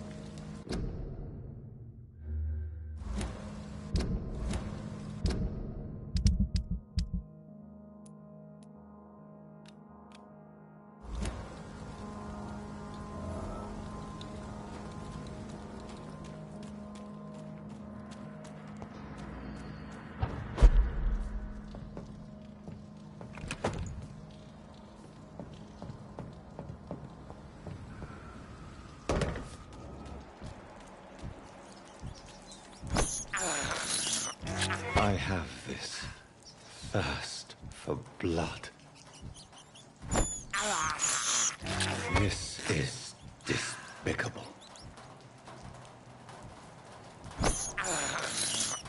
I have this thirst for blood.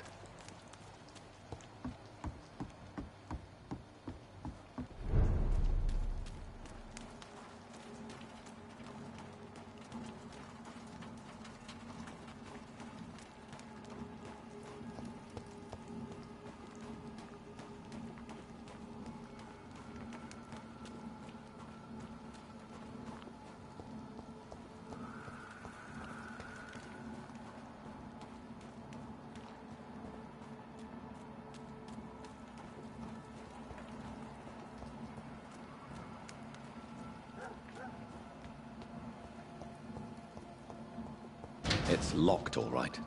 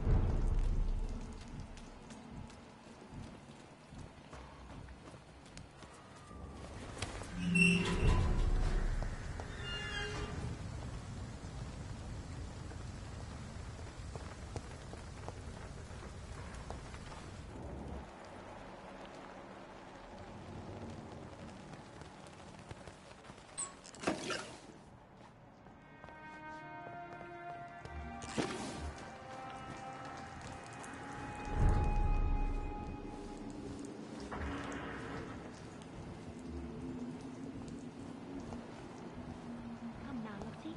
There is still much work to do.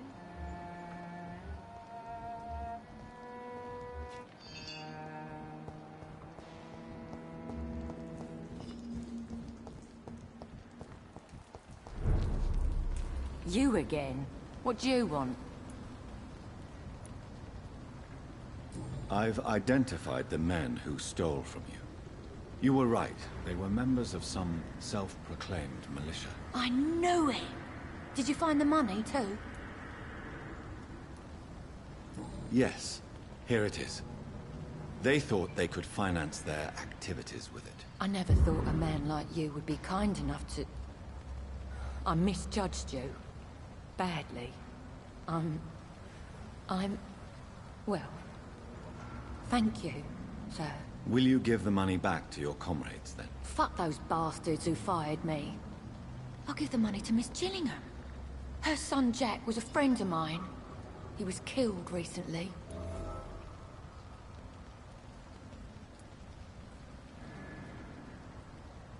Do you have recent news of Shaunhampton Shelter? The place is all right, I suppose. The sad saint is still the same. Except for that awful skin disease he recently got.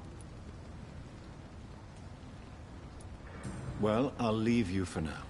Goodbye, Miss Paxton.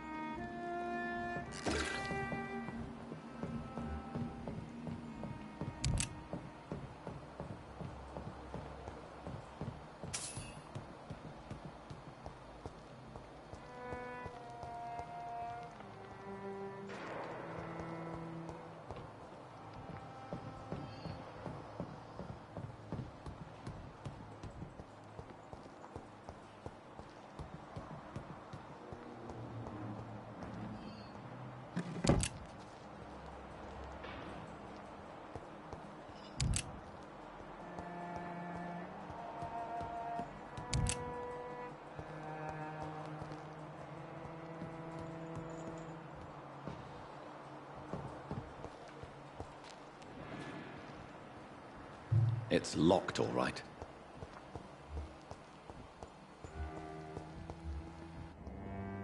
Yes, Doctor?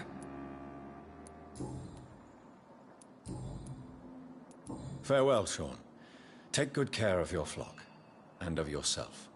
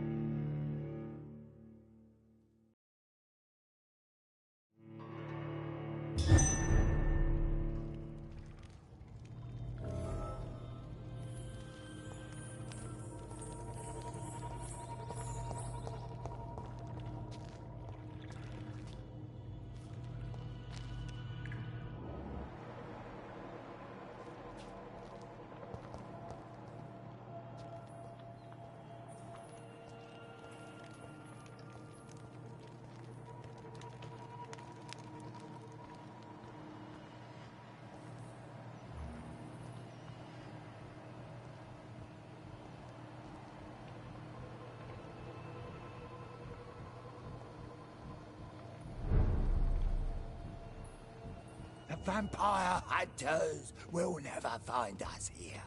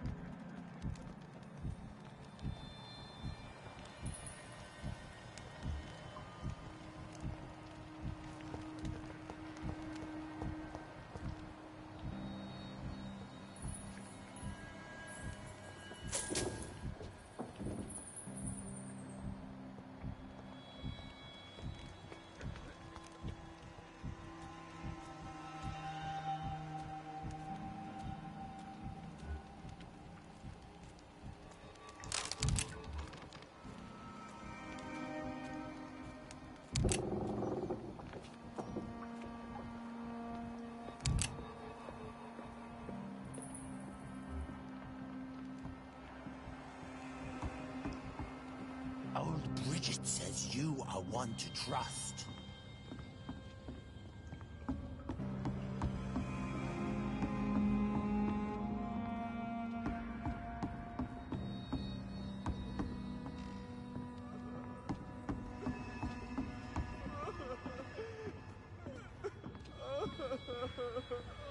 Eternal gratitude for your protection, Master.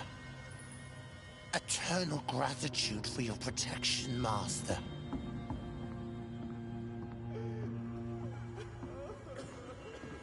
Old Bridget says you are one to trust.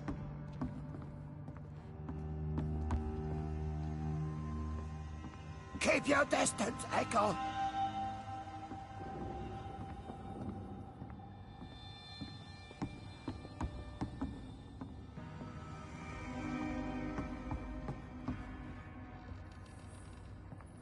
How is London?